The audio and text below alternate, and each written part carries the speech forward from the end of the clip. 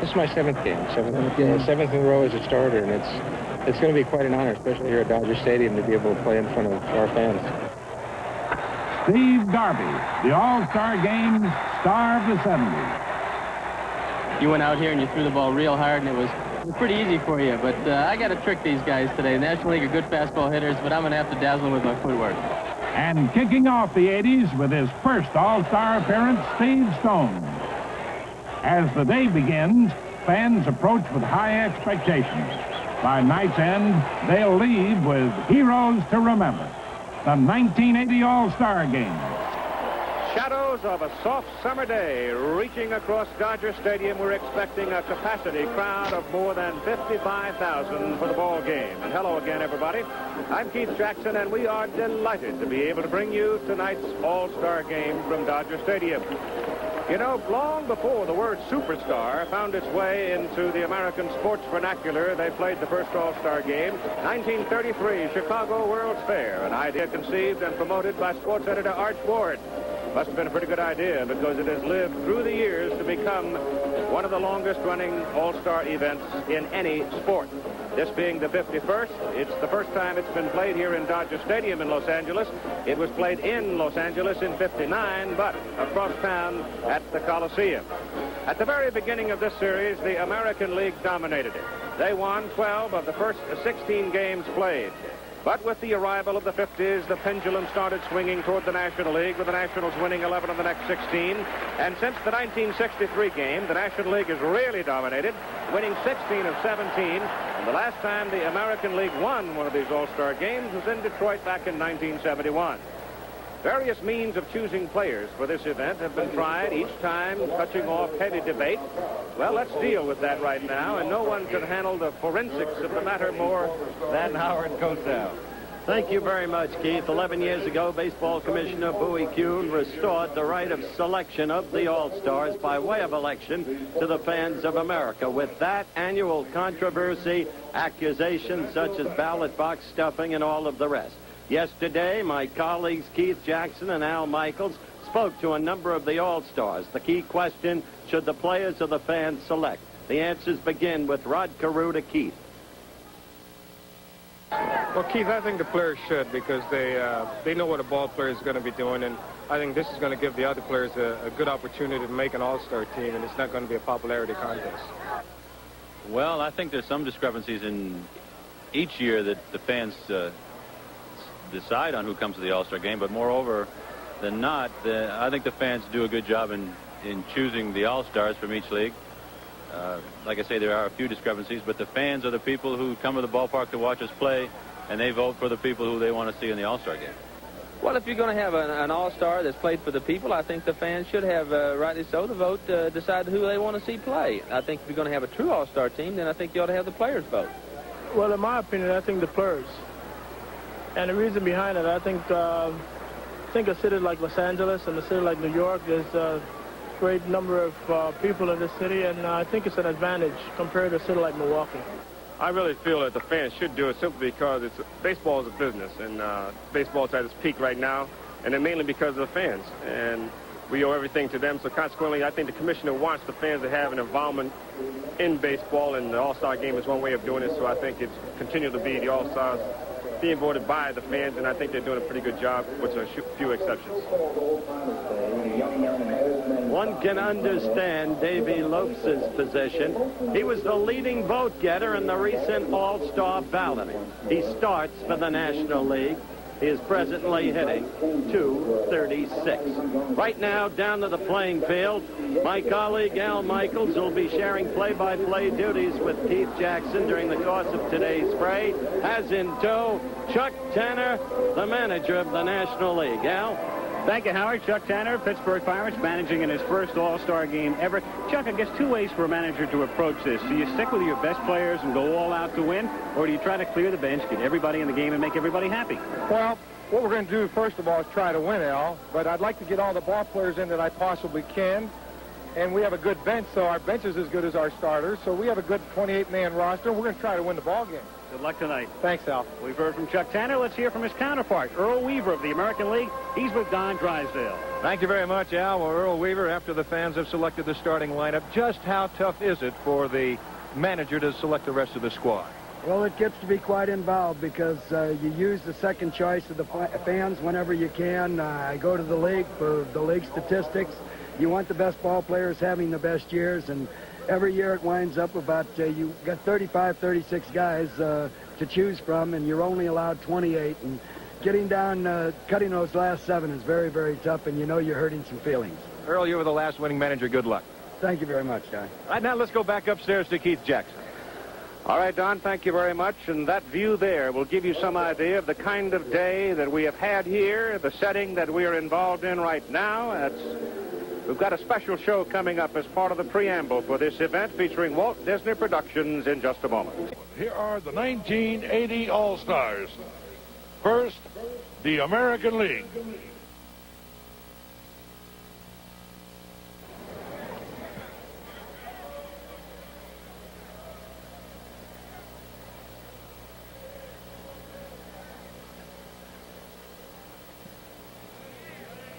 The American League.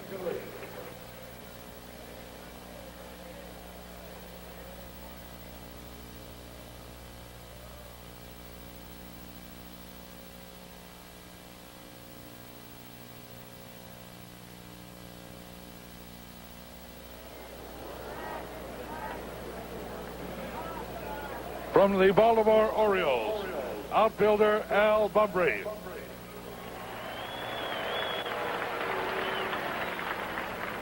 Representing the Boston Red Sox, an elected starter who is injured and unable to play, outfielder Jim Rice. Pitcher Tom Bergmeyer. From the California Angels, second baseman Bobby Grich. From the Chicago White Sox, pitcher Ed Farmer. Representing the Cleveland Indians, outfielder George Orta.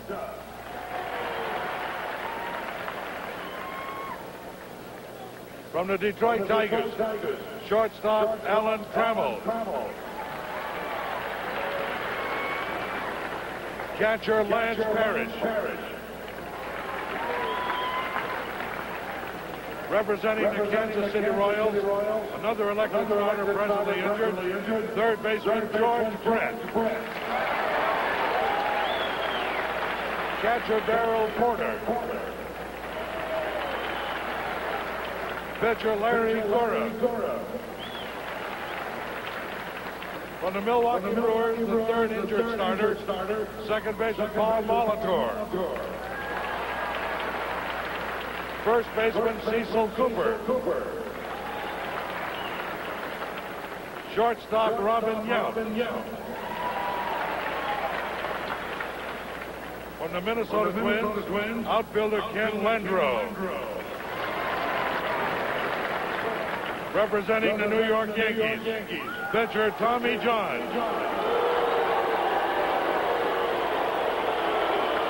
Pitcher Rich Gossage.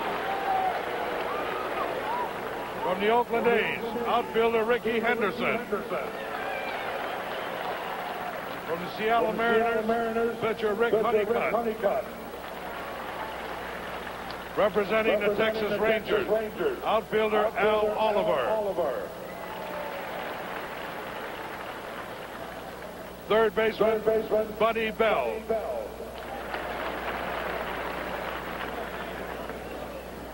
From the Toronto Blue Jays, pitcher Dave Steve.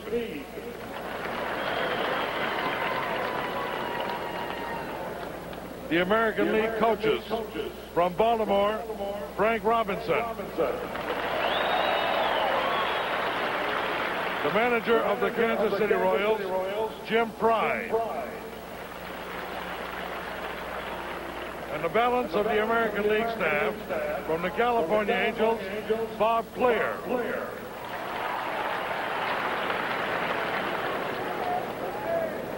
And the trainer from Toronto, Ken Carson.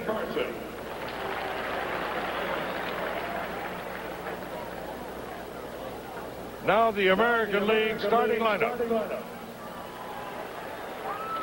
Leading off from the New York Yankees, a youthful three-time All-Star, second baseman, Willie Randolph.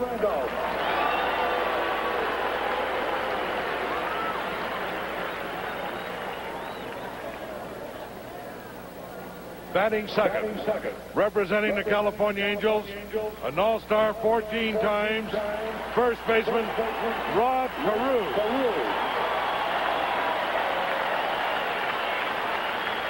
Hitting third from the Boston Red Sox, an All-Star since his very first season, center fielder, Fred Lynn.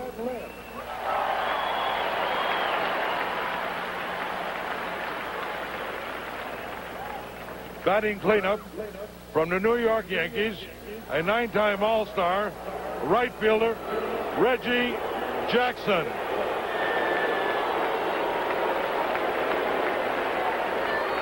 Hitting fifth from the Milwaukee Brewers, the league home run leader, left fielder, Ben Ogilvie. In the sixth position from the Boston Red Sox, 5 times a fan-elected starter, catcher Carlton Fisk. Hitting seventh from the New York Yankees, soon to be the home run champion among American League third basemen, Greg Nettles.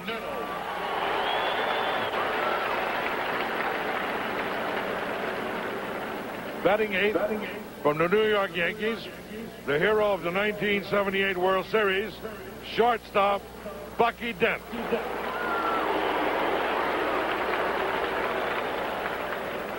And the pitcher, warming up in the bullpen for the Baltimore Orioles, a 12-game winner already this year, Steve Stone. The American League manager has led the Baltimore Orioles to 4 league championships. Here is Earl Weaver.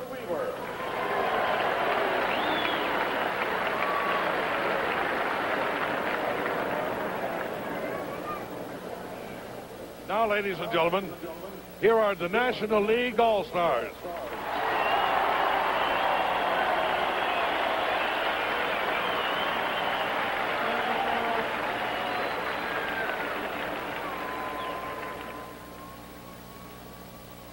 From the Atlanta Braves, outfielder Dale Murphy. Representing the Chicago Cubs, pitcher Bruce Sutter. From the Cincinnati Reds, shortstop Dave Concepcion.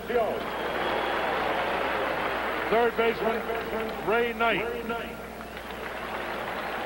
Outfielder Ken Griffey. Representing the Houston Astros, outfielder Jose Cruz. From the Los Angeles Dodgers, pitchers Bob Welch and Jerry Rice.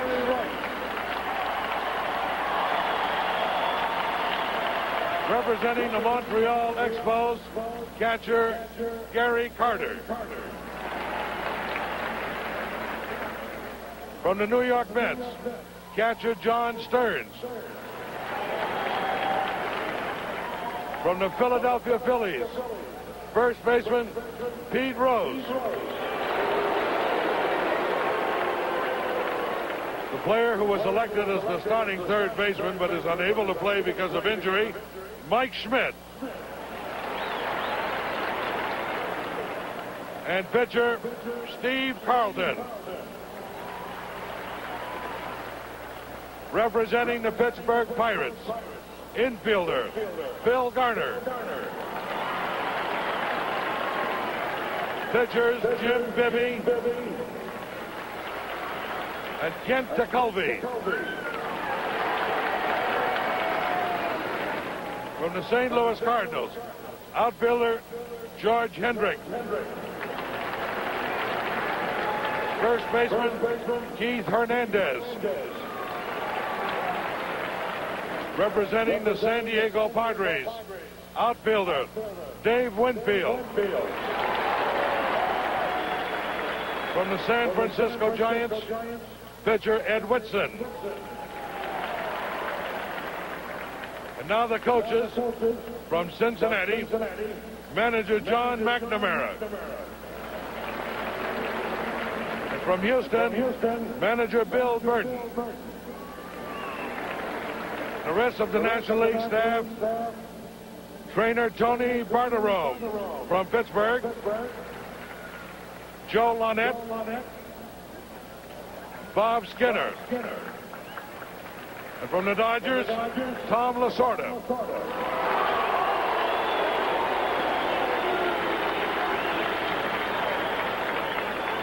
And now the 1980 starting lineup for the National League. Leading off from the Los Angeles Dodgers, this year's leading vote getter, second baseman, Davey Lopes.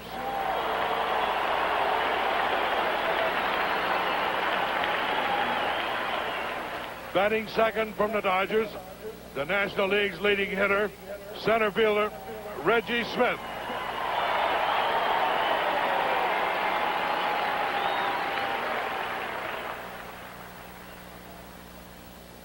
Hitting third, the MVP of the 1979 All-Star Game from the Pittsburgh Pirates, right fielder, Dave Parker.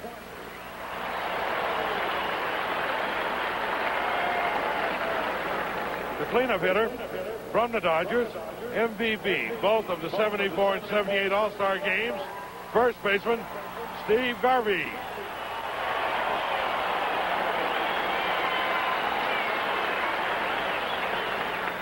Batting fifth from the Cincinnati Reds, the National League starting catcher 10 of the last 11 years, catcher Johnny Bench.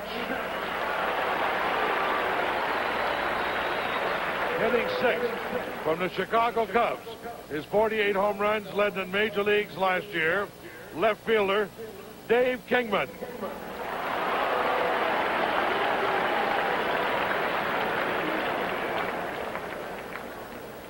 Batting seventh from the St. Louis Cardinals, holder of the National League lifetime fielding record at his position, third baseman Ken Reitz.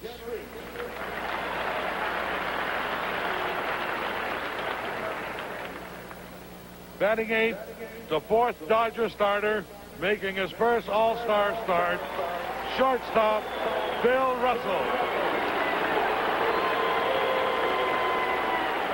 Batting ninth and pitching from the Houston Astros, the first right-hander in league history to strike out 300 batters in one season.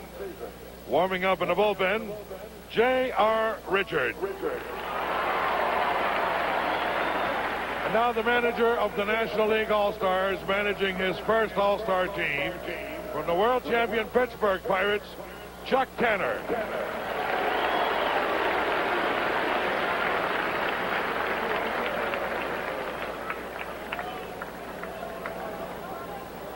Now let's meet the honorary captains. The American League captain stepped right out of high school and into the major leagues. He spent the next 22 seasons in a Detroit Tigers uniform.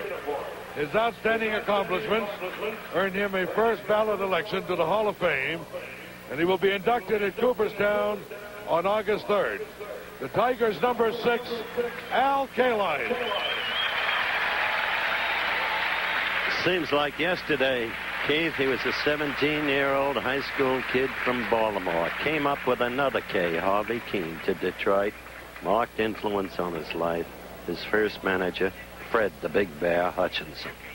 The National League honorary captain entered the Hall of Fame in 1969. He is the Dodgers' all-time champion in winning most valuable player honors. Having won the award 3 times, let's welcome Roy Campanella.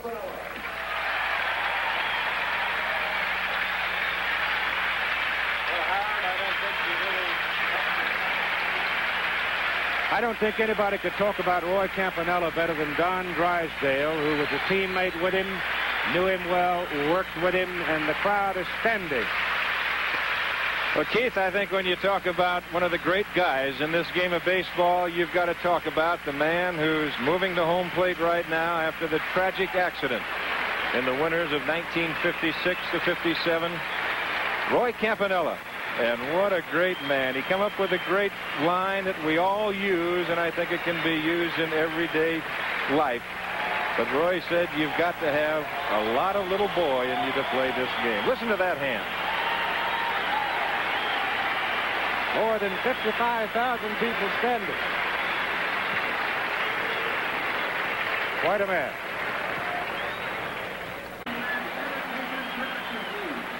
The prelude to the 51st All-Star Game at Dodger Stadium. And so the pregame activities are about done. The game is next. Though it is an exhibition with no impact on the season, winning still sits at the bottom line. One question that deserves to be repeated: is this the year the American League breaks its losing streak? Stay tuned for exclusive coverage next after this word from our local station.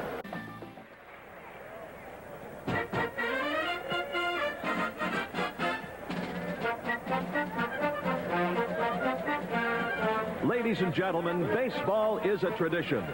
From sandlot to Little League to the professional sport here before us. We now pay tribute to this great game. Neil sings the national anthems of Canada and the United States.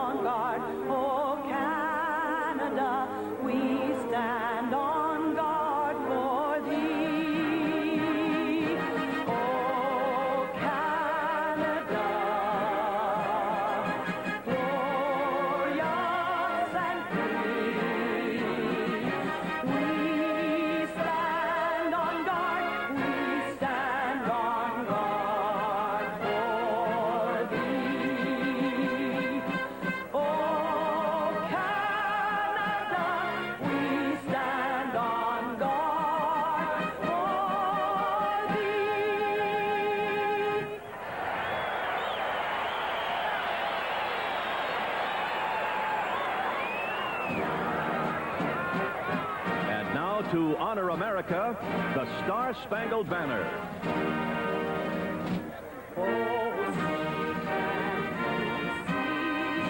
By the dawn's early light, what so proudly we hailed at the twilight's last gleaming, whose broad stripes and bright stars through the fight.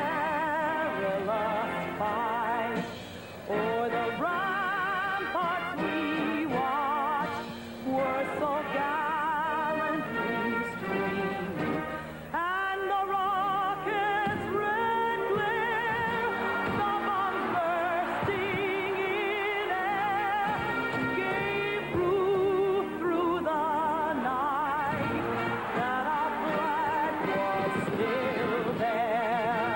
Oh, say does that star-spangled banner yet wave for the land of the free and the home of the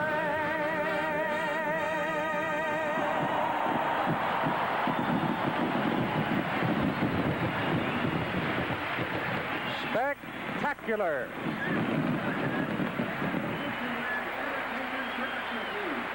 The prelude to the 51st All-Star Game at Dodger Stadium.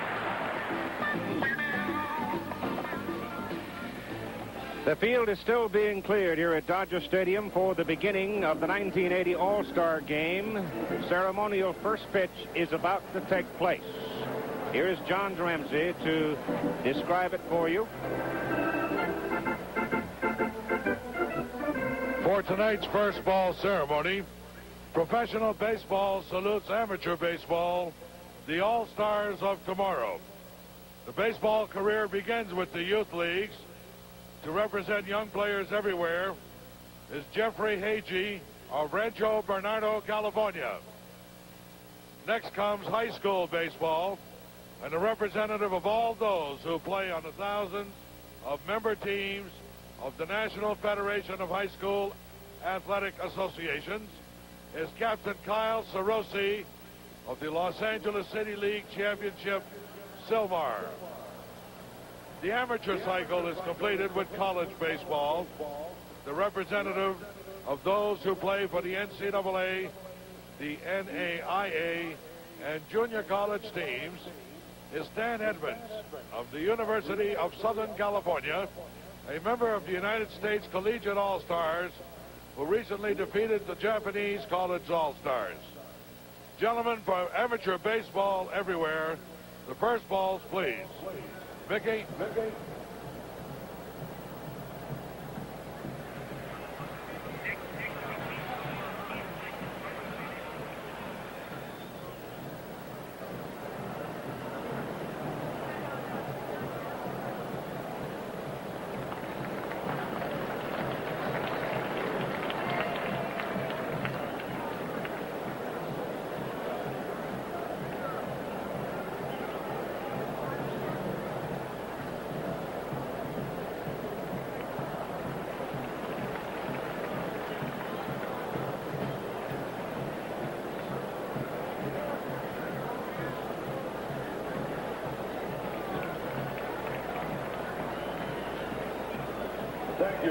And so the ceremonies are concluded. As the Shadows reach out onto the green of Dodger Stadium, we'll see baseball in just a moment. Gathered at home plate, and a little brush fire that exploded on the hill behind Dodger Stadium in Elysian Park has been already controlled. Thank goodness. The umpires, John Kibler of the National League, will be behind the plate. Larry Barnett of the American League at first, Nick Colosi, National League at second, Jim McKean, American League at third. Down the left field line, Jerry Dale of the National League and Rich Garcia of the American League down the right field line. And now the National Leaguers have come to take their defensive position. And looking at first base, the Iron Man of the Dodgers, he just rolls along in excellence, Steve Garvey. Over at second base, another Dodger, Davey Lopes, who, as was duly noted, the top vote getter in all of the balloting in 1980. At shortstop, another Dodger, Bill Russell, who got a few hoots from the crowd, but Billy having one of his best seasons this year. And over at third, this is the man who carries one of the great gloves of baseball history at that position, Ken Reitz of the St. Louis Cardinals. In left field, the man with the big bat, Dave Kong Kingman. We'll know him well around here. He came out of USC. In center field, making the start, Reggie Smith. Reggie in that position. He has played it before. He has had 8 starts in center for the Dodgers. Right field, the man who became the MVP a year ago because of his defensive prowess, Dave Parker of the Pittsburgh Pirates. And behind the plate, the remarkable Johnny Bench, who just goes along every year in excellence. And on the mound, from the Houston Astros, James Rodney Richard. Richard with a record of 10-4. He comes in, however, after struggling in his last couple of starts. He has been experiencing stiffness in his right forearm. He uses the word fatigue to describe it, says it is not actually pain, says it may be resulting from the slider. He will have consultation with doctors before he leaves Los Angeles. And yesterday, the Houston manager, Bill Verdon, suggested to Chuck Tenner, the manager, that he maybe use JR for only 2 innings. For the American League, leading off, it'll be Willie Randolph, followed by Rod Carew, a Yankee and an Angel, and then Fred Lynn of the Boston Red Sox. And the one thing about Willie Randolph is remarkable on-base percentage. It's right to the point. It's incredible. 425 get-on-base average. There's Gregory Peck, once an usher at the old New York Paramount Theater, a man who came a long way from that initial job, and a tremendous baseball fan of the Dodgers from the old days in Brooklyn. But Willie Randolph, with his 425 get-on-base average, Keith, is tied for second in the American League with Jorge Orta of the Cleveland Indians. They are closely behind Paul Molitor, the brilliant second baseman of the Milwaukee Brewers, who has been sidelined with an injury. Randolph stands in. J.R. Richard warmed up at about 95 miles an hour, according to the radar gun. So the big right-hander from Houston hums it low for ball one. Bowie Kuhn, and the former president of the United States, his fourth All-Star game in the last 5 years, Mr. Jerry Ford. The shadows are just beginning to reach the home plate area right now as Richard comes in with a strike, and with this kind of lighting, Don, it's shut your eyes and be ready to bail out. Well, that's very true, and if you're on the pitcher's side, why, I'll tell you, they can have a little struggle down that dugout to see who's going to go out there and really start the pitching. But it's tough to see, and as that shadow gets to home plate, it's going to be even tougher. You've got James Rodney Richards, 6 feet 8.5 inches, 240 pounds. They use the word intimidation in this game of baseball. If that can't intimidate you, nothing can, to go with his 90-mile-an-hour fastball. Fouled off. The tough defensive position right now at this time of the day is right field for Dave Parker. That is the Sun Field. He'll be looking right up against this massive crowd, multi-tiered stadium, and into a high blue sky. On the ground to Davey Lopes. A big hop for him, and Willie Randolph is out. Well, there's a lot of these American leaguers that have not seen James Rodney Richards. Yeah, they've seen him maybe a little bit in spring training. I was talking to Reggie Jackson prior to the game, and he says he's just anxious to go up and see him. He said he might get me, but he says I'm anxious to hit off this big guy when he's in shape. JR will show him some speed. Oh, there'll be some heat coming up there. He can show Rod Carew anything, Keith, because Rod Carew can hit anything. Takes it low. Rod had trouble getting started this year with various injuries. Had that same jammed heel that has hurt him and bothered him for quite some time. But he is still a magician with the bat. The pitch flies away from Johnny Bench. 2 balls and no strikes, 1 out. Waiting on deck is Fred Lynn of the Boston Red Sox, and then Reggie. I think many times in an all-star game, as you look at Freddie Lynn in the on-deck circle, that if there has to be an advantage at the very start, it's usually in the pitcher's advantage, because if they have good stuff, regardless of the hitting, good pitching will stop good hitting. 3 balls, no strikes now to Carew. Just noticing how quickly the shadows move. It's already moved about a yard onto home plate in a matter of the first batter to the second batter, and Carew gets a free pass. Batting third, number 19. Freddie Lynn comes to the plate, has a very bad hamstring problem. Cut down some of his work in the batting cage. Threw some batting practice on Sunday in Baltimore, but he is playing hurt. Did not play the last 5 games before the All-Star break. Carew is at first, and Freddie is in with Jackson to the on-deck circle. The top of the first inning, a lob to first. Reggie Smith is spraying Freddie Lynn straight away in center. Now he edges a little bit toward left center. Kingman is pretty much straight away in left, and a throw to first to hold Carew, with Reach, the third baseman, coming in at third. Well, Rod Carew is an excellent base runner. James Rodney Richards with that big high leg kick. You wouldn't be surprised. You see him take off. He does take off. The pitch is high. The throw by Bench. He's safe.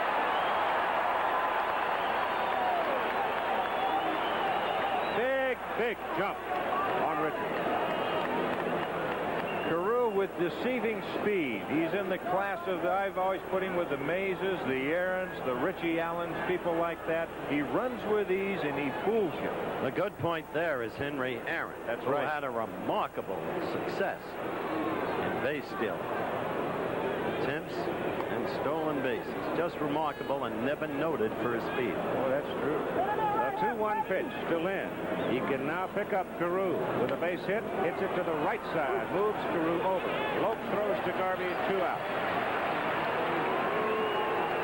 Keith, you were talking about James Rodney Richard and as far as maybe easing off a little bit on the slider as Reggie Jackson is introduced, but he hasn't thrown the slider. He stayed with a fastball right now. He figures he's going to go out there 2 innings. I'll just stay with a fastball and take my chance. With his hummer, that's about all he needs. Well, it's power and power here as Reggie comes up. It's a moment like this that'll get your juices going.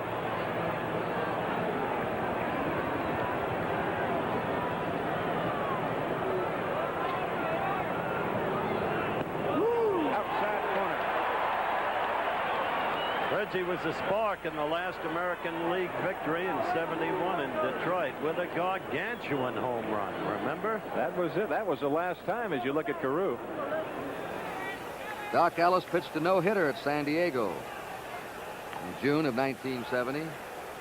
He walked 8 in that game, hit a batter, and still pitched a no-hit, no-run game. There's a long drive. That one is going way up. It is off the roof. That hit the transformer up there. A tremendous smash. Only 8 players have hit the ball over the roof there in Detroit. And Jackson nearly did it then out of the ballpark. A long dry spell. Reggie took a good look, checked and held off. And it's 1-1. That home run in 19 has Earl Weaver in the dugout.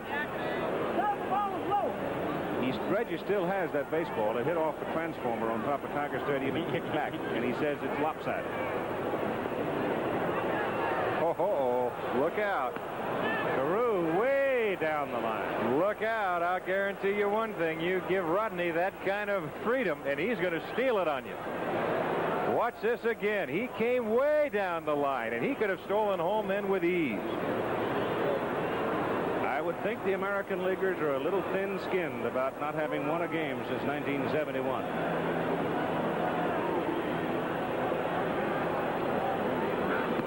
That pitch is high. And now it is 3 balls and 1 strike to Reggie Jackson with 2 out and Carew on third. 3-1 coming. 3-2. Reggie didn't get cheated. No, sir. That's what you say. Unbutton those top buttons and take a good swing. That's what you say? That's what they say. 94 miles an hour. That's getting it up there. That is really rushing it up there. That might have been the slider. I can't read a slider from this angle. Might have been it. If it was one of the quickest sliders known to mankind. That's right. Trap it. 3-2 coming. Pitch chases him. He's out. He wanted to fake it for a minute, and then he decided he couldn't. So the American League fails to score in the top half of the first inning. The National League coming up in a moment. For the American League, California's Rod Carew will be at first base. The New York Yankees' Willie Randolph opens at second base. Another Yankees at shortstop. That is Bucky Dent. Over at third base, another Yankee, Greg Nettles. Brakeman at third. Out in left field, Ben Ogilvy in his first All-Star game. In center field, it is Fred Lynn of the Boston Red Sox. And over in right field, the New York Yankees' Reggie Jackson. Back of the plate from the Boston Red Sox, Carlton Fisk. Right elbow's getting better. And on the mound, it is Steve Stone with a record of 12-3. In contrast to James Rodney Richards, Steve Stone stands 5 feet 8.5 inches. His first All-Star game since he pitched in 1965 with the Ohio High School All-Star team, and that's worth mentioning because his teammates included at shortstop Thurman Munson, third base Gene Tennis, and center field Larry Heisel. Davy Lopes will lead it off, and Davy Lopes will take that trophy and put it in his den at home because he was the top vote getter of 1980, 3,800,000. First time in 4 years that Rod Carew lost the honor. Lopes to lead off, then Reggie Smith and Dave Parker. Steve Garvey hitting cleanup, and Bob Welch is already in the bullpen warming up for the National League. So J.R. Richard may go only 2. There's Big Bob, who is having a very successful season for the Los Angeles Dodgers. Now again, the shadows worth mentioning. The pitcher's in the sun, the hitter is in total shadow, and Stone is hot away for ball 1. Remarkable story, this young man. A career apparently over, rotator cuff problem, rejected surgery. Foul tip for a strike. Went to a kinesiologist, muscular therapy, after knocking around the National League, the American League, back to the National League with the Cubs. Finally, free agentry, joining Baltimore after he'd lived up to his word with Bill Beck and the White Sox. And now here he is, all the way back. Breaking pitch over the hole. Greg Nettles, a great play. Got him. Poor Lasorda. He thinks he's seeing the 1978 World Series all over again. He can do it all. You talk about a man who's going to become the all-time third baseman, his home runs. But look what he can do with a glove. The ball comes up for him. That's a plus. But now, as quick as he can get to his feet, Lopes with excellent speed, and it's a bang-bang play at first. Greg's still growling about what happened to him in the '79 All-Star game. He lost the glove that he had used for 6 years. Then he went down home to Southern California and had that lawnmower accident. So it was not a happy All-Star break for him a year ago. Reggie Smith swings and fouls it off. You noted earlier, Keith, I'm sorry, Don. You noted earlier, Keith, that Reggie had played 8 games in center field for the Dodgers, and of course they want him in center tonight because he knows this light situation so well. Hitting from his power side right now.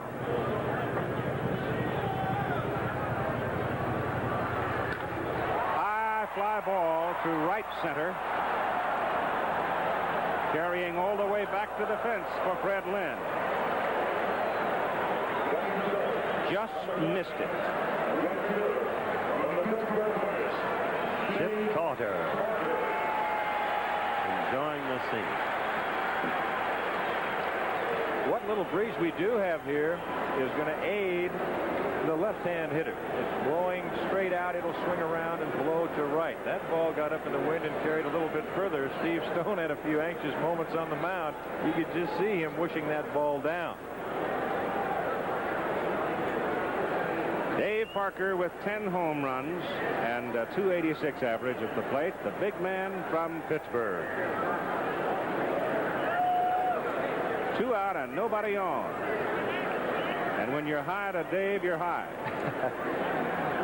I talked with Steve prior to the game. He's just tickled to death to be here. He's more than tickled to be selected as a starting pitcher, and certainly deservedly so with a 12-3 mark. He's changed his style a little bit. I was going to talk about that a moment ago. As Parker doesn't get the fastball, he's working a little faster. He's got the curveball, throwing it more for strikes. And, of course, when you're working a little faster, that aids the fielders behind you. You don't get them back on their heels. Steve took the time to write 31 personal thank you notes to his teammates and coaching staff for making it possible for him to enjoy the moment that he has in hand right now. Classy guy. 1-2 the count on Dave Parker. Steve Garvey is on deck. just outside. And when you say he's changed his style, originally he was a fast baller. Oh, he was a hard thrower. He's learned how to pitch. He had to because of the rotator cuff problem. Exactly, Howard. That's exactly right. He has now become a pitcher. He's high to make it 3 balls and 2 strikes. You can see the pattern that he's trying for Parker. If you're going to pitch to Parker, you're going to try and tie him up inside. As you look at the American League leaders in wins, Stone and John right there on top with Morris, Gurr, and Norris right behind. But Parker, you try and move that ball, go right up the ladder, as they say, inside if you can. Look at Carlton Fisk in the sign.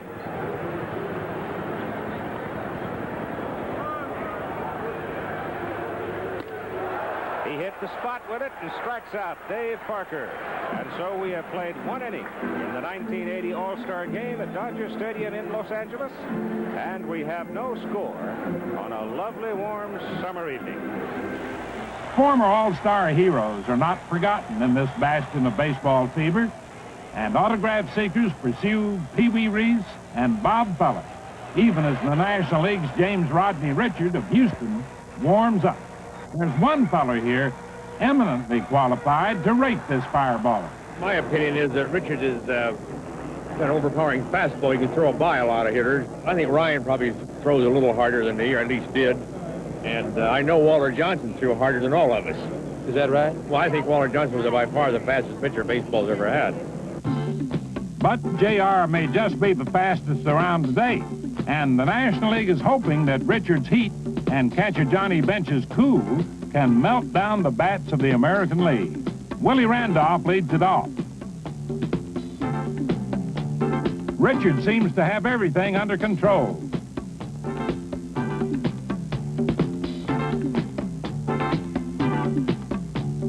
To Davy Lopes, and one second baseman gets another.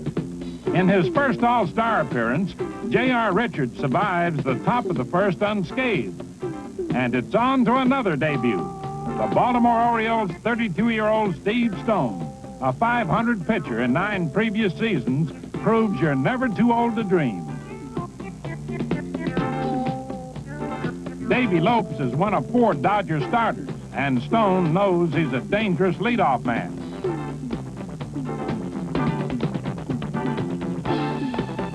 But there's that larcenous Yankee at the hot corner. Greg Nettles steals another base hit, and he has Bob Feller raving. I saw him playing when he was with Cleveland. Also, I'd seen him play in the World Series. He can play that third base. Only better one I ever saw was Brooks Robinson. He's right next to him. Another great stop by Brooks Robinson. What a pair of hands he's got. That ball was fine. Not too fast with his feet, but with his hands, that's something else again. Ladies and gentlemen, we draw your attention to the commissioner's box on the home plate end of the National League dugout. Baseball is extremely pleased to welcome his 4th All-Star game in the last 5 years, the former President of the United States, President Gerald Ford.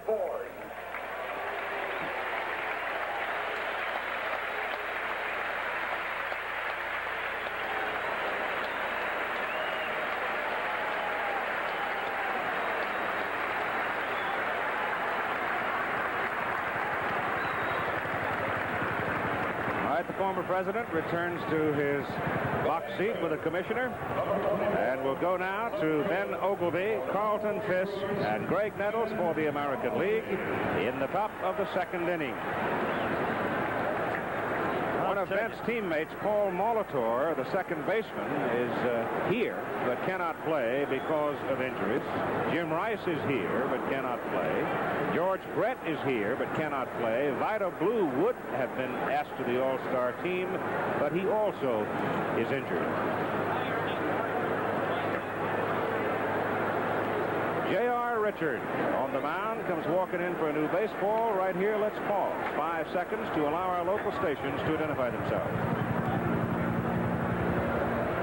Bob Welch warming in the bullpen for the National League behind J.R. Richard.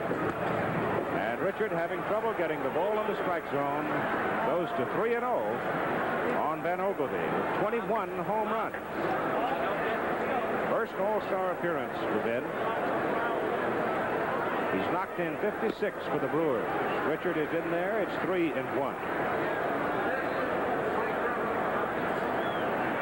Dusty Baker is one of those players who was sort of a victim in numbers this year, having a terrific first half of the season for the Dodgers. He is not on the team. A lot of noise in this part of the country about it. Oh, what a bullet. There are your home run leaders in the American League. You can see Ben sitting at the top. I saw him hit one in April at Yankee Stadium deep into the upper deck, and he did it against Guidry. He walks. Second walk issued by J.R. Richard. I had the feeling, Keith, that when he connected with that blow against Guidry, bang, you could just sense the confidence in him, and it's held together all spring and early summer. Here's the guy the Boston Red Sox need desperately. Need him healthy. Carlton Fisk, catcher.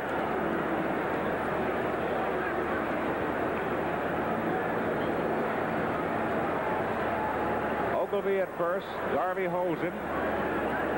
Straight away defensively for Fisk. Strike one. There was a slider. That was a slider. That's exactly right. That's what makes JR so tough. He's got that real good fastball, but on top of that, he doesn't lose much velocity when he comes back at you with that hard slider. And when he gets it down and away in that position right there, he's double tough. Check of the runner. Big kick. Strike two. The Dodgers are kind of hoping that this activity may take JR out of the Houston rotation, because Houston comes in here Thursday and Friday. And normally when JR walks out to the mound, throws his glove out there, the Dodgers roll over. He is really rough on them.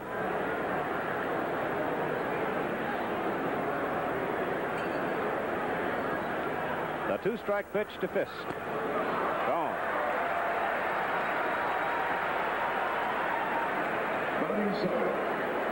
Second strikeout, and that, ladies and gentlemen, was a fastball at better than 100 miles an hour. Radar gun says 101. You won't see Carlton take swings like that too many times. He was just kind of overmatched at that time at bat.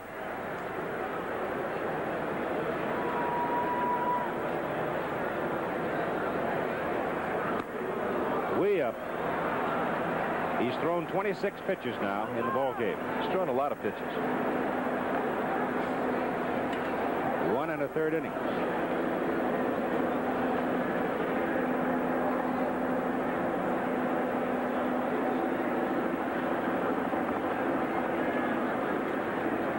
Runner goes. Nettles pops it up. Foul ground. Third base side. Ken Reitz. 2 down.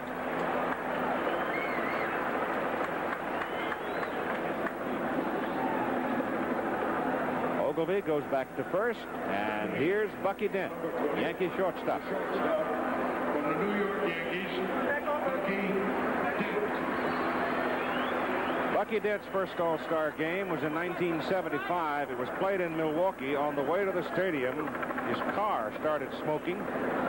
Fearing fire, turned it off, coasted about a quarter mile or so into the parking lot, took a deep sigh, ran for the clubhouse, and played.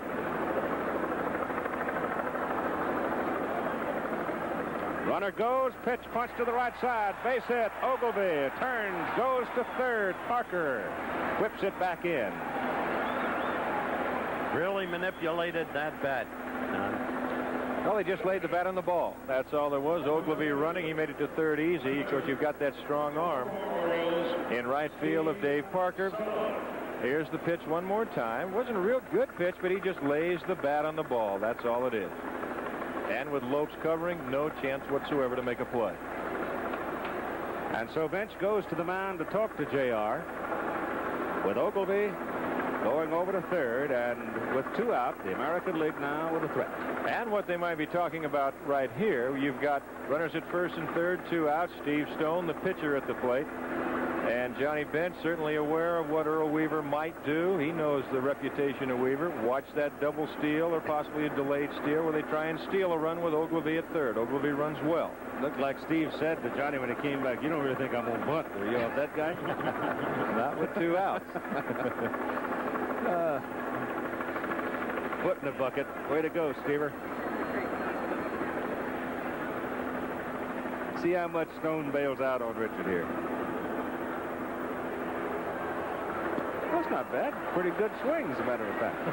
Yeah, it was in the coach's box at third base. You know, the only guy that I can relate to when you think of the size of James Rodney Richards, 6 feet 8.5, is remember Gene Conley?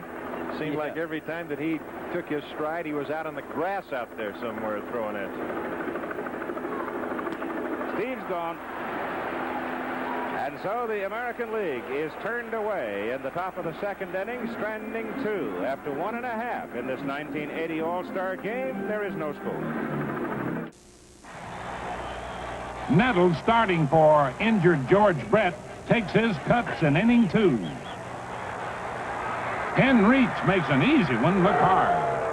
With 2 down and Ben Ogleby on with a walk, Richard faces another of the 4 Yankee starters. Shortstop Bucky Dent. Ogleby's off for the pitch. A perfectly executed run and hit. There are runners at the corners, but the batter is Steve Stone, who hasn't had a base hit in years. Before the game, JR tried to strike a deal with Stone. You throw me fastballs, and I'll throw you fastballs. Stone replied, you crazy? I can't even see your fastball, let alone hit it. Strike three. The side is retired, and so is Richard, who bows out after working 2 scoreless innings, giving up only 1 hit, striking out 3.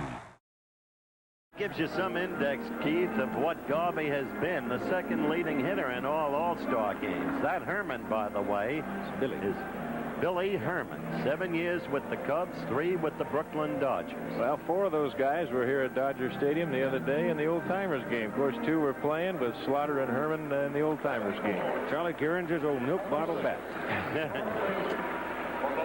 Steve Garvey will lead it off for the National League. There's the cake that somebody's going to get a chunk out of in a little while. Johnny Bench and then Dave Kingman.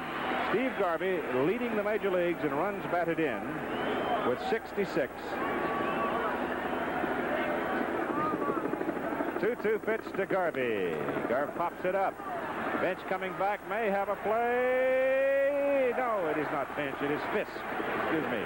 Carlton Fisk. The fastest pitch thrown to the plate by Stone, 90 miles an hour. The slowest pitch to the plate from J.R. Richard, 93 miles an hour.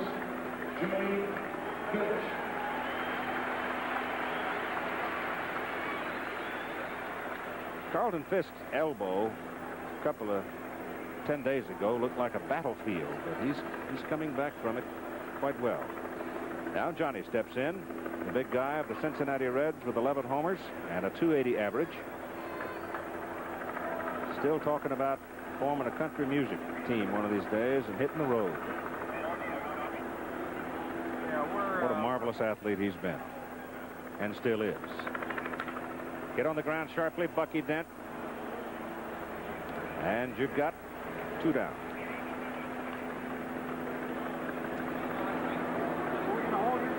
Dave Kingman, who had him talking yesterday with howitzers into the pavilion. He hit some 500 feet high.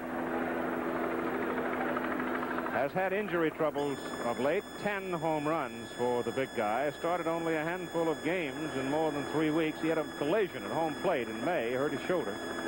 And he's been slowed since that time. Oh, that one bit the plate umpire, John Kibler.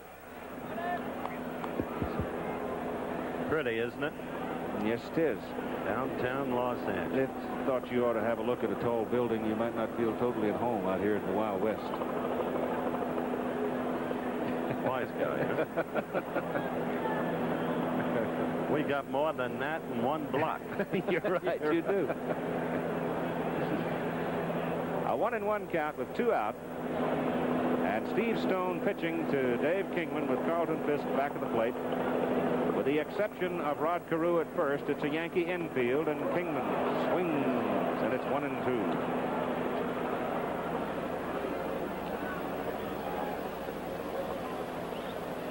Well, you know the thing about Dave Kingman, after the game, he's heading to San Diego to do some fishing. And Howard, you know, he wants to publicly invite you to go deep sea fishing.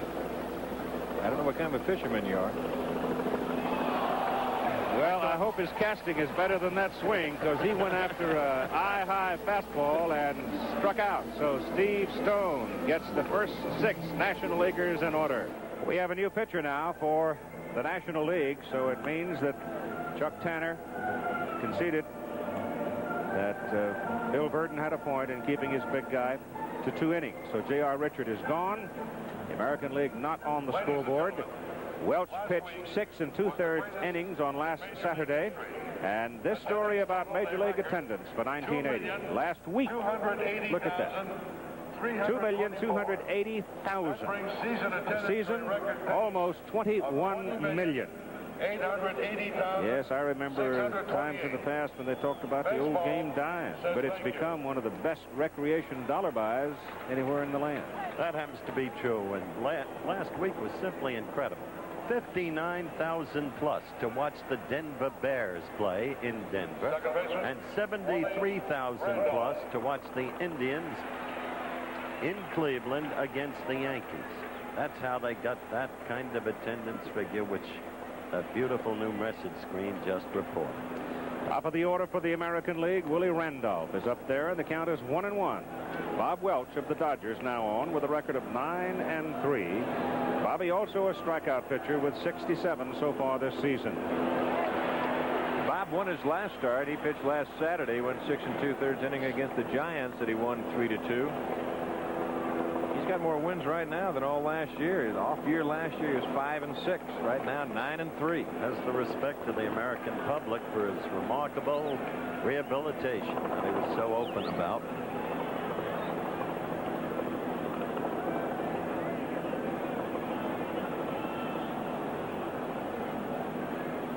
The sound of helicopters in the background. That pitch is fouled off.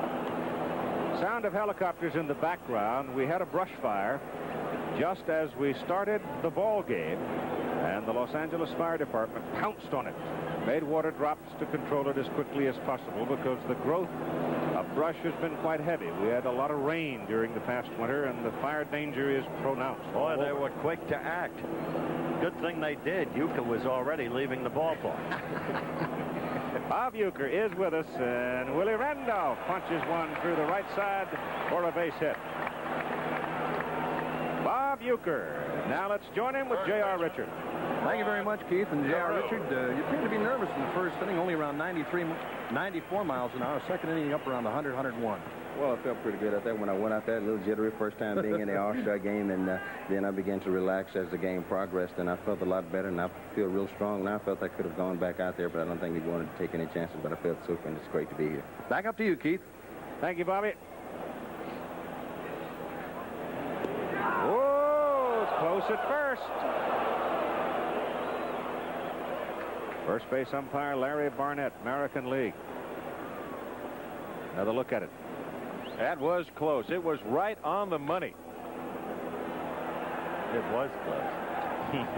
I love to watch Carew bat. Point's been made many times as to his adjustability at the plate. The man with a variety of batting stances. The man who adjusts to the nature of the opposition pitcher in the attempt to catch Randolph. I've never understood why other batters didn't do that more, Keith. Because they can't do with their hands and arms what he can, I guess. Well, he's got a few hitters around that American League that have had little chats with him. They take another close. Look at it, got it! Well, it's a good move over there. And this time he drove the spike in Willie Randolph. Randolph just leaning the wrong way, and he had something on it. There's a tag of Garvey, and a good call by Larry Barnett. There's another angle. You see Randolph off balance, and the tag made, and he's there. And if you think that's not an embarrassment, you saw Randolph loath to get off the dirt. There you can see the shadows. Won't be long. It'll all a bright day like this, the shadows are stark, too. That's punched down the left field line and drops for a base hit. Kingman's throw. Carew heading for second. He's there.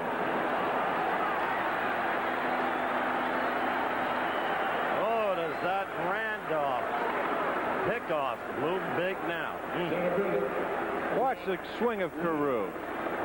Ball is actually by him a little bit. He just takes it to the opposite field. Now it's slicing away from Kingman. Dave gets over there in a hurry, but the big guy just takes a little while to stop that momentum. His throw is offline just a little bit, and Carew's got the play right in front of him in an easy stand-up double. He may have a sore shoulder, but he went at that one with some vigor, didn't he? Too hard. Here's Fred Lynn. Beautiful pitch. Tailing away.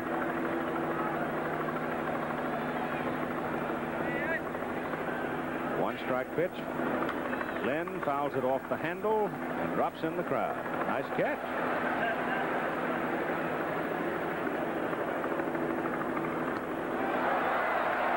Fred Lynn strikes out. And here we go. 2 down, and we remember 1978 with this confrontation, Reggie Jackson and Bob Welch. The way it was the first time here at Dodger Stadium, and the youngster struck out Reggie Jackson, and the fans went wild. You couldn't ask for a more dramatic moment for a young pitcher to walk into right here. Strike one. Wow. 1 ball, 1 strike. They've been sending that low bridge all night to Reggie Jackson. Fouls it back. The fastball is 1 ball, 2 strikes, 2 outs. Foul back. Jackson continues to battle Welch. Welch continues to battle Jackson. Listen to the crowd.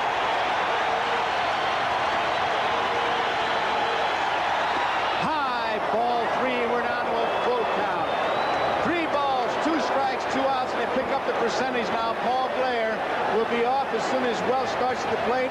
Quite possible he could score on that long single.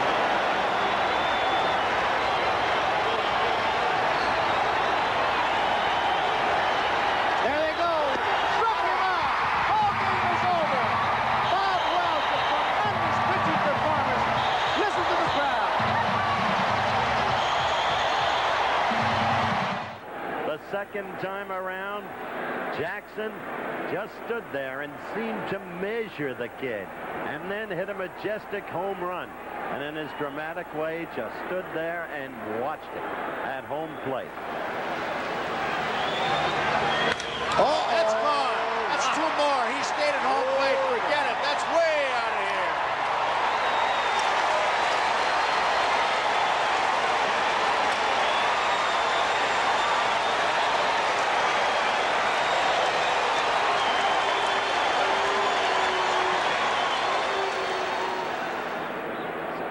Scene that this kind of sport can produce. So individualistic, even though it is, in the ultimate, a team game. On the corner, and the crowd reacts. Hit a good spot on him, too, down and away. Reggie still might be looking for that heater up and in.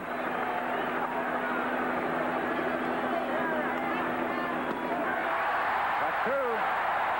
That fastball had some run in it.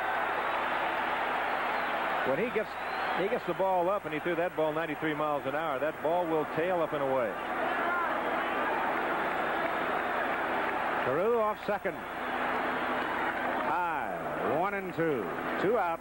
No score in the ball game. And the American League at bat in the top of the 3rd inning.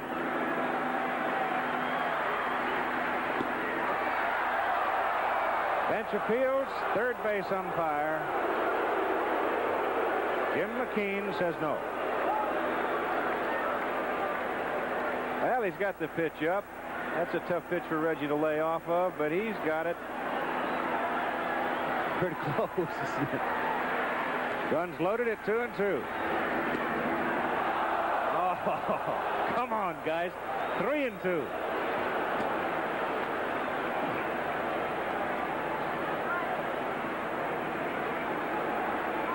Three balls, 2 strikes, 2 out, no score. Welch and Jackson. back. I was just sitting here thinking, what if he throws him a 3-2 curveball? You were. Or what? You were? See, he just missed that pitch. He just did. missed it. You bet. He throws him a 3-2 curveball. I believe Reggie Why might did do you a say head you were stand. sitting thinking? You were on the floor ducking the foul. I was not. Ball bounces away from Johnny Bench. Ball 4 for Jackson. Carew moves over to third. By the way, I think we should avail ourselves of a quick moment to congratulate Don Drysdale. Another great occasion. A couple of days ago, when for the second time he made an old-timers appearance in the last few weeks and got nobody out. And I've got to tell you the same thing as I told some other of our friends. If I could still get people out, I'd still be playing. That's right. Here's Sandy Koufax's comment after he was sent out with the bases loaded to face Aaron. Pop. All right, that's a wild pitch. Advancing Carew over to third base. Now here is Ben Oglevie. 2 out and 2 on. Foul left side out of play. Go back to the top of the inning when Randolph's singled and was picked off. That pickoff had prevented a big inning.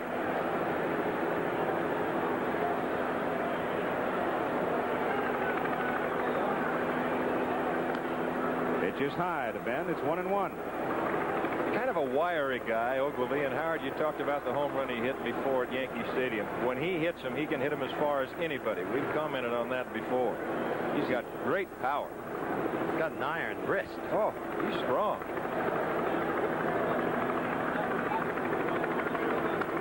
That's fouled off. The way he wags that bat up there looks like it almost bends, doesn't it? Like a wagon tongue. Cecil Cooper says he's the masher. Every time he hits one, he just crushes it.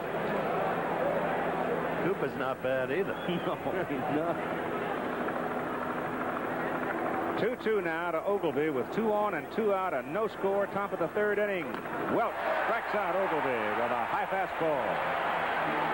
And so the National League pitchers continue to hold the American League at bay at 2.5. No score. Pitcher Bob Welch. Another hometown hero working for the National League, and none other than Reggie Jackson waiting in arms. A rematch of the dramatic confrontation in the '78 World Series, but this time Welch seems a bit gun-shy. He won't throw me a good ball for it to hit. 3-1, 3-2, 6. Yeah, gotta bring back the memories. Memories indeed. Top of the ninth, full count, 2 away. Dodger rookie Bob Welch trying to preserve a 4-3 lead. The Yankees have 2 men on. Jackson swings and misses. The ball game is over. An incredible finish.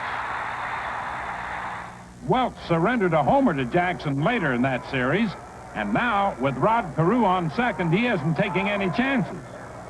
Ball 4 skips by as Carew goes to third and Jackson to first.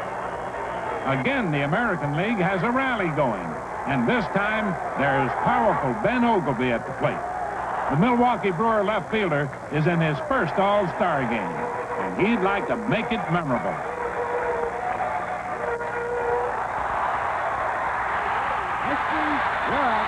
Welch's second strikeout kills the American League threat, and it's still 0-0. Harvey Korman, one of the many Hollywood notables here for the occasion. Stop play acting. Watch the game. Now we know where Bob Uecker got the design for his sideburn. Ken Reitz, Bill Russell, and the pitcher spot for the National League. Tommy John is now warming up in the bullpen for the American League. He will follow Steve Stone. Stone has retired the first 6 National League hitters he's faced. Reitz at 282. Got a kick out of something Tommy John said. He said after they see Steve for 3 innings, I'll come on and look fast. That's right. Little check swing, gets by Stone. Randolph hurries and throws him out.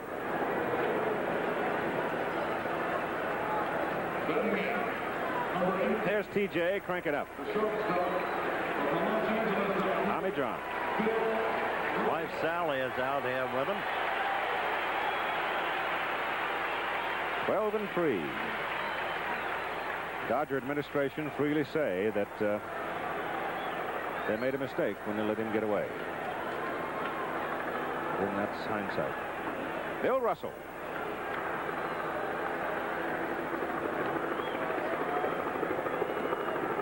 Stone breaks it off outside and low. The Billy from Broken Arrow, Oklahoma. You know, kid, have some fun. That's what the whole thing is about. Baseball is a summer of entertainment. Russell hits it high in the air to the left side for the left fielder Ogilvy. And Ben makes the catch for out number 2. But I do want to make this point since we're at All-Star time. 1954, our big buddy up in the booth with us, Don Drysdale, had 3 perfect innings. Don has been in 8 All-Star games, started 5, won 2. His 19 1/3 innings of pitching in All-Star competition is still a record, and his 19 strikeouts is still a record. So, Big D, we're proud of you. Thank you. But if he had been dedicated, he'd have done better. Welch is going to hit. The Dodger pitcher looks, it's outside. There's the story on Big D.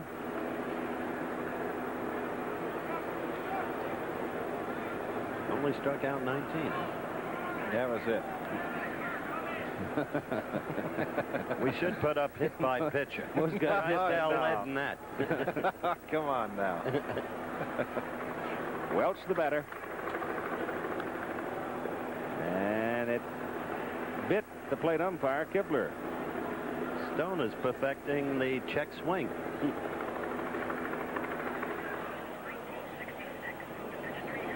Breaking pitch, the old deuce shoots him down.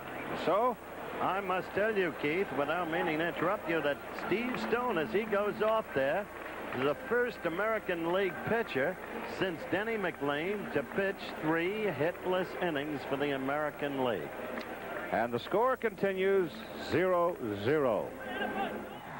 The 51st All-Star Game is a pitcher's delight up to now, as unlikely hero Steve Stone continues to baffle the National League.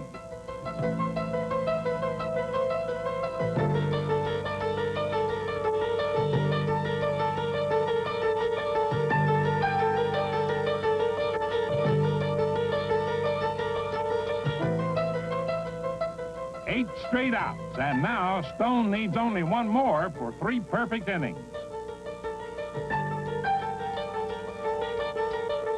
Fans are starting to wonder if the pitchers have an unfair advantage. I'll tell you one thing, it's difficult to hit in the All-Star. Now, I know you see some high-scoring All-Star games, like you all won in 1946, you won it like 12-0 or something like that. But as a rule, when you get those pitchers knowing they're going out there only going to pitch 3 innings, they can go all out. Sun going down in the west.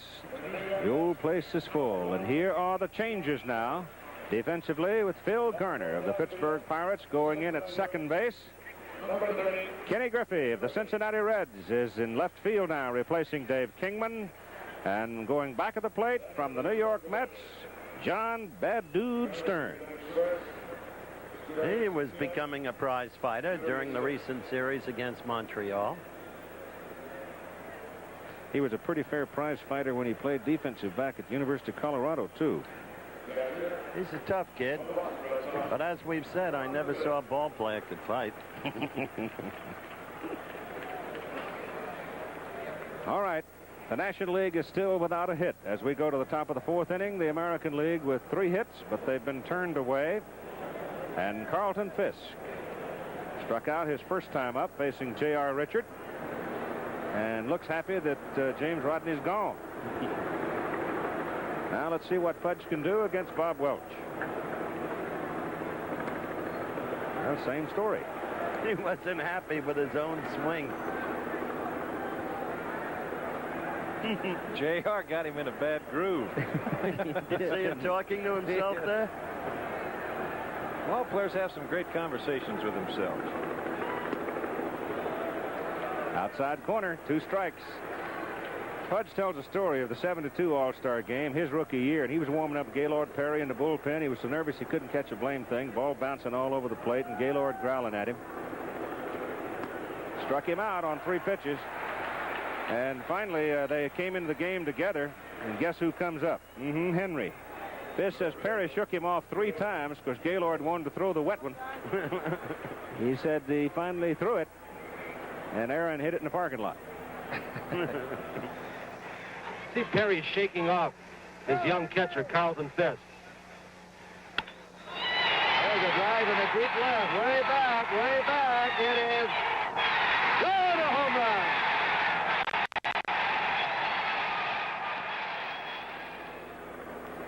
Greg Nettles, Yankee third baseman, popped out to Kenny Reitz, first time up. That's a shot right to garbage. Steve will make the play himself, 2 down. Now here's Bob Uecker with Johnny Bench. Thank you very much, upstairs gang. And right here we got Johnny Bench, as you can see, really keyed up about tonight's game. John, earlier this year on a Monday night telecast, you talked maybe this might be your last year catching. True or not? Yeah, this is my last All-Star game catching. I feel like I've had enough, and I don't want to break your record. I've had 13 of them, and I know if I go much farther, I'll break your record. Back upstairs, guy. Way to go, Johnny. Catch you later. Bucky Dent is at the plate. George Orta has come to the on-deck circle.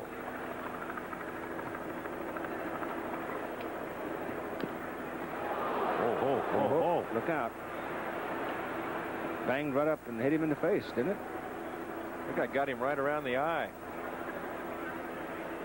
Bucky a little off balance on this particular swing. Curveball. You see that he's out, and he comes up and got him right around the eye, or maybe on the cheekbone. Bucky had that severe cut on his wrist, just got back on the active list, started playing again. That was Jim Fry of Kansas City, who'd come out along with Barterome to check on him. I tell you, when you look at the history of the All-Star game, certain injuries are memorable. Busy Dean. There was a day at Evans Field when Ted Williams damaged his shoulder. Ken Carson of Toronto, the trainer for the American League. And Bucky goes down swinging, so Bob Welch has struck out 4 in his 2 innings of work. At the end of 3 1/2, there is still no score in the 1980 All-Star game. The Yankees' Tommy John with a record of 12-3. He worked here. This is almost his second home, he feels. So he's in relief of Steve Stone, and Robin Yount will be at shortstop now. The Milwaukee Brewers' brilliant young player went up at age 18 out of Woodland Hills, California. And what Earl Weaver would do right here, Keith, he'll make the double switch as he takes Dent out. He made the last out, so Tommy John will hit in the 8th spot, and Robin Yount will lead off the next inning for the American League. He will be hitting in the 9th spot, or the pitcher spot. There was starting pitcher spot. So John hitting 8 and Yount hitting 9th. Tommy John, who had the arm breakdown on him here, had it restored. And now, one of his favorite lines is that, what do you mean? I'm getting along. Arm's only 3 years old. Should the Oakland A's win the World's Championship again in 1974, it could be because of the elbow you're looking at right now. It belongs to Tommy John, who at All-Star break was the winningest pitcher in the National League. And Tommy, you had a 13-3 record. You never picked up another victory after that. Right, Tony. I tried to pitch. I think I waited about 8 or 9 weeks and rested some and tried to come back and throw. And it just got to the point to where, I could throw maybe 3/4 speed. But whenever I tried to get the little extra pop on the ball that you need to get guys out like Jackson and Bando, etc., I just couldn't do it. And I couldn't throw a good curveball. And I think I have to have both of them to win.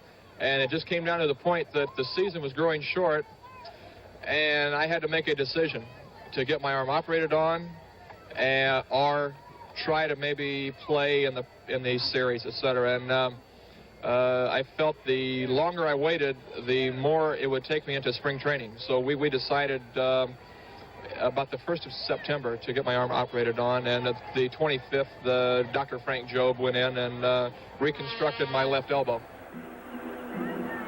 Well, was down there on the bench just prior to the game and waiting for us to go on the air when I was talking with Earl Weaver. And it was Earl Weaver who brought Tommy John over and talked to Steve Stone along with Tommy John. Says, Tommy, how do you pitch it? You were here. Yep.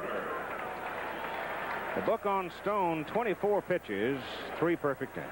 Just zip, zip, struck out 3. Didn't walk anybody.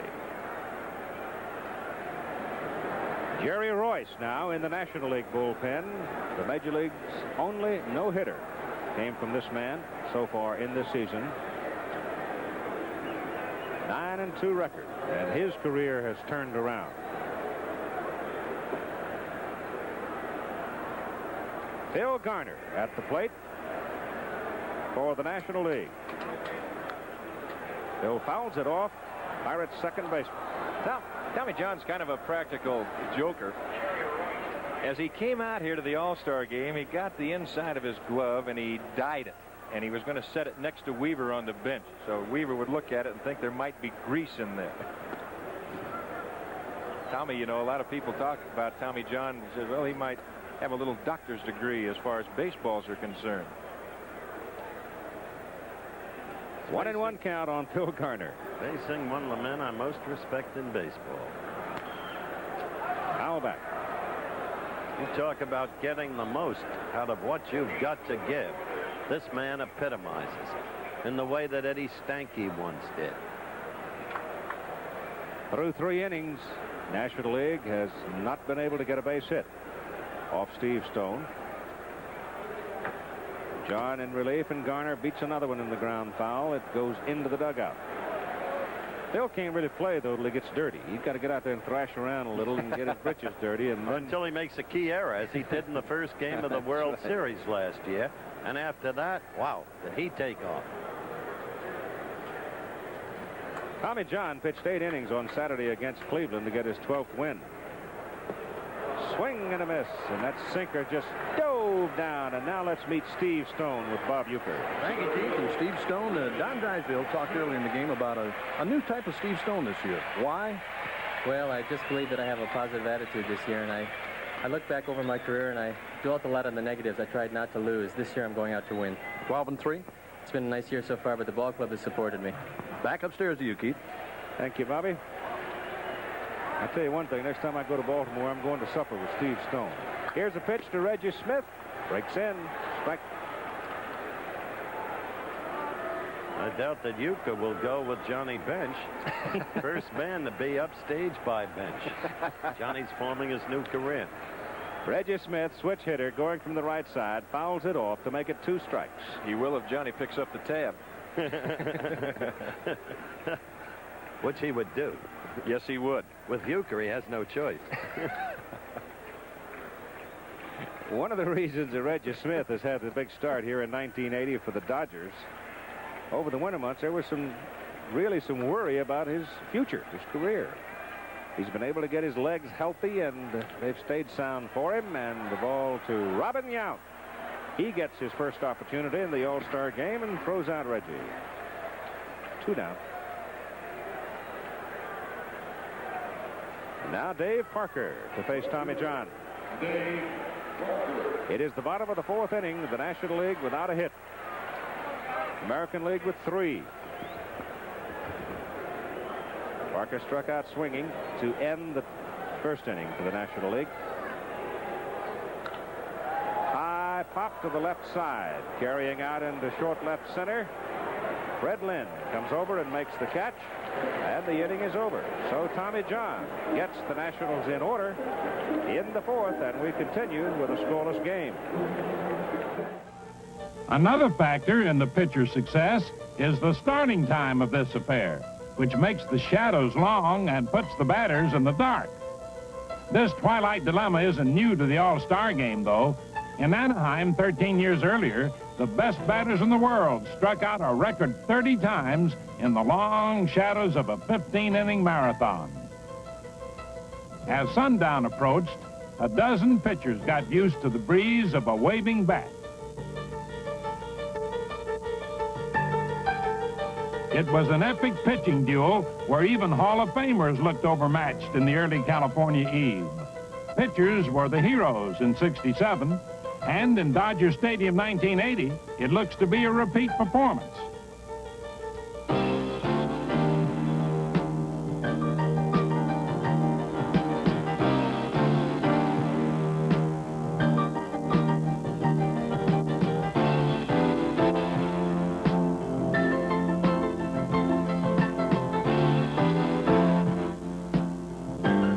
In 4 innings, 4 pitchers have struck out 11, putting them ahead of the 1967 game's record pace.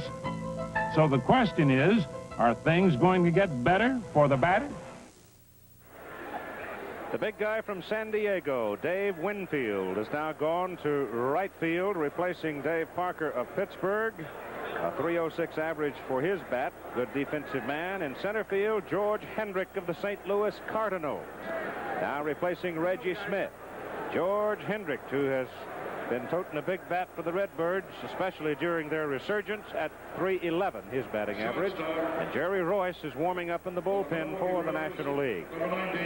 Now in the top of the 5th inning for the American League, we're waiting for Robin Yount. Right now, let's go back to Bob Uecker and Davy Lopes.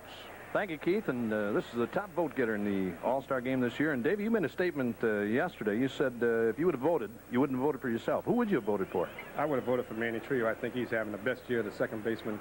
And then really, that's not saying too much for second baseman. But it was an honor for you. It's quite an honor, isn't it? Yes, I was extremely pleased with the voting by the fans. And I think, actually, the American League was stuffing the ballots. They wanted to see the worst team here in the National League, and they was hoping that I'd get out there this year. Thank you, Davey. Back up to you, Keith. He's liable to become pretty worrisome in the second half of the season, though. This is Robin Yount, the shortstop for the Milwaukee Brewers.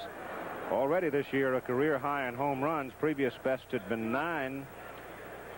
But he's doing better than that this year. And he's been on the weight program to increase his strength. That's on the ground to the shortstop.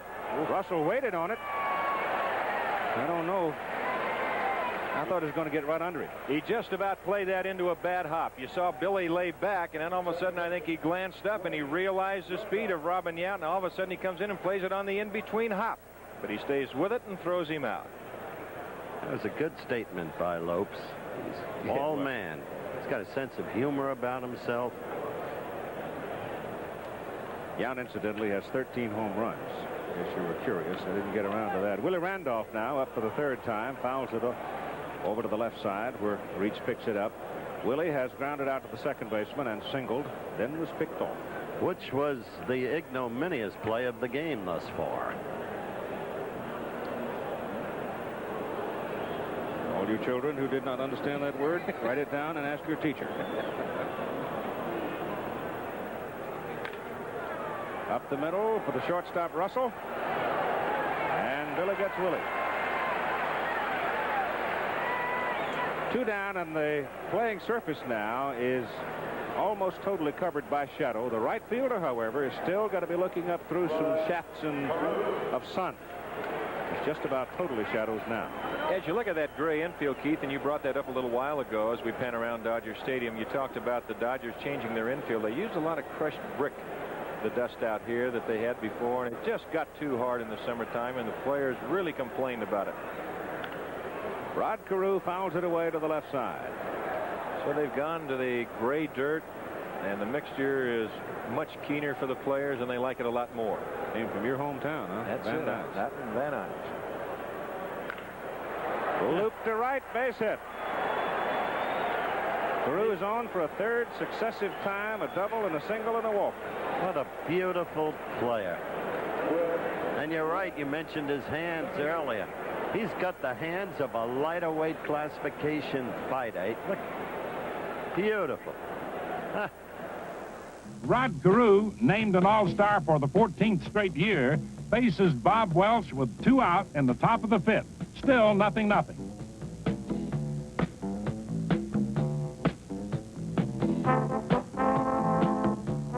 Carew's perfect day continues, but let's take a look at what he did earlier. In the 1st, he walked and then took off for 2nd. Carew's 3rd All-Star steal. Then, in inning number 3, the man with the Major League's highest lifetime average went to the opposite field. Rod Carew's performance here reaffirms his place in the pantheon of baseball's greatest performers. He's got to be one of the top 10 great hitters of all time. Whenever you lead the American League 6 or 7 times the way he has, and you notice he'll hit one ball to right field, he hit the ball out here a while ago to left field for a double. You just don't know how to play him. You don't know how to defense him. How would you try to pitch a guy like that? He'd be very difficult. Probably try to throw sliders right on his fist like I did to Williams, and I didn't have much luck with him either. Freddie Lynn struck out swinging, rolled out to the second baseman. Something's going to explode in this game, Keith. Yep, get that feeling. Carew goes. Lynn hits it high down the right side. If it's fair, it's gone. It's in the seats. Home run. American leads 2-0.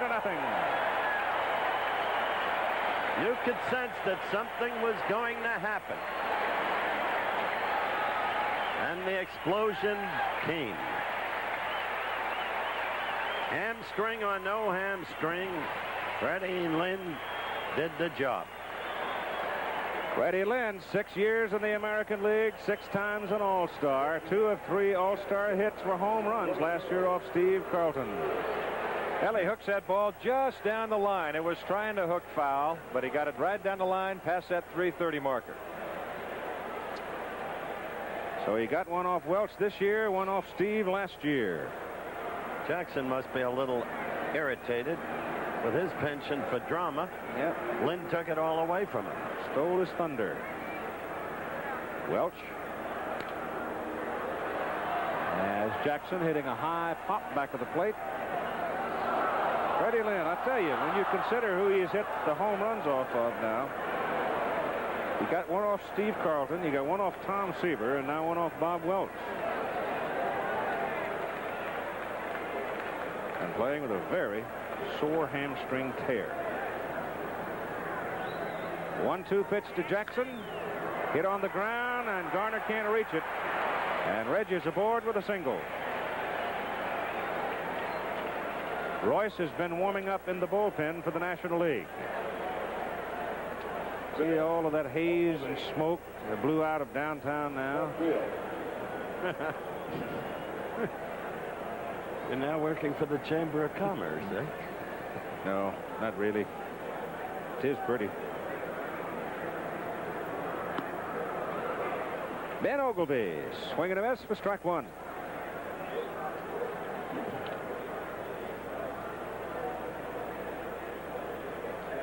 Lights are on now all the way around the stadium. Pitch is high. 1-1 with 2 out. Reggie aboard at first base, but the American League has a lead of 2-0 on Fred Lynn's home run. Darrell Porter is moved to the on-deck circle, swinging a bat.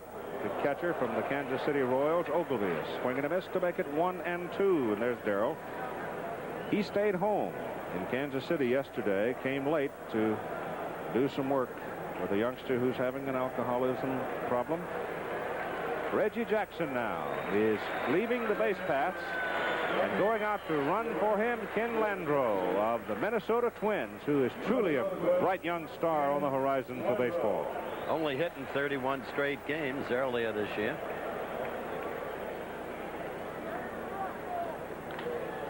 Ogilvie, flag down by Garvey. Great play by Steve to end the inning.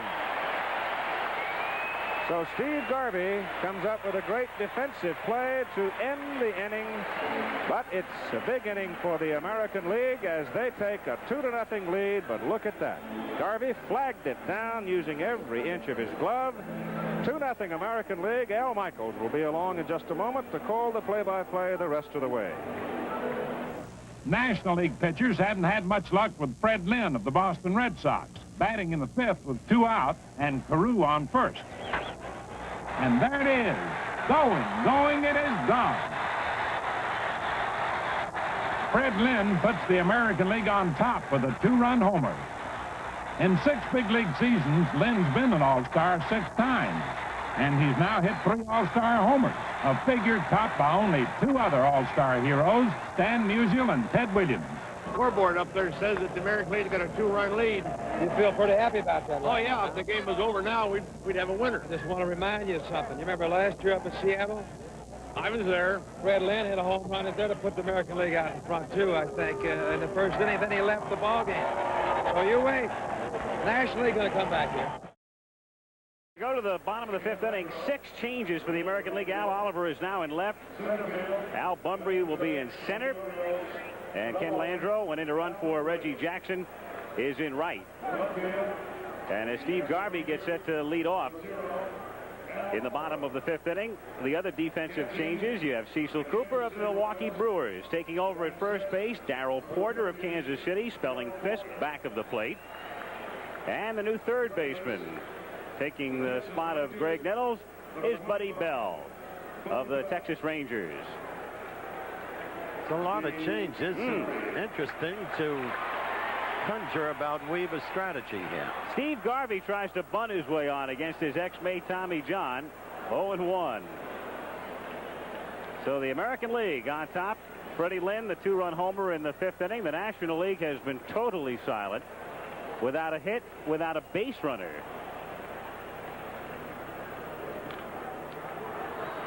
Bell short hops and gets him.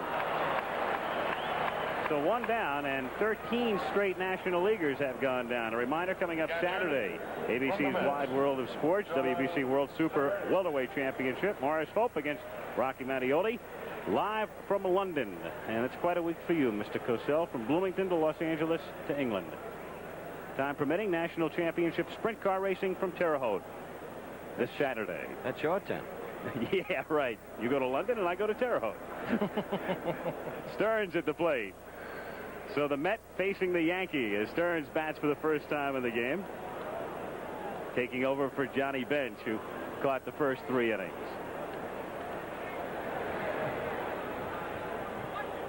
In the dirt and away from Porter. Stearns involved in the incident the other night with Bill Gullickson, the Montreal pitcher, coming off the bench Friday in New York. 2-1 the count. A lot of bad blood between those two teams, the Expos and the Mets, right now. They had a couple of set-tos. Craig Swan had some pointed remarks to make about Dick Williams 2 days ago. Bounce toward the middle. Randolph is there, backhands and throws him out. And that's 14 straight between Stone and John. 2 down in the 5th inning. And we'll take our first look at Ken Griffey.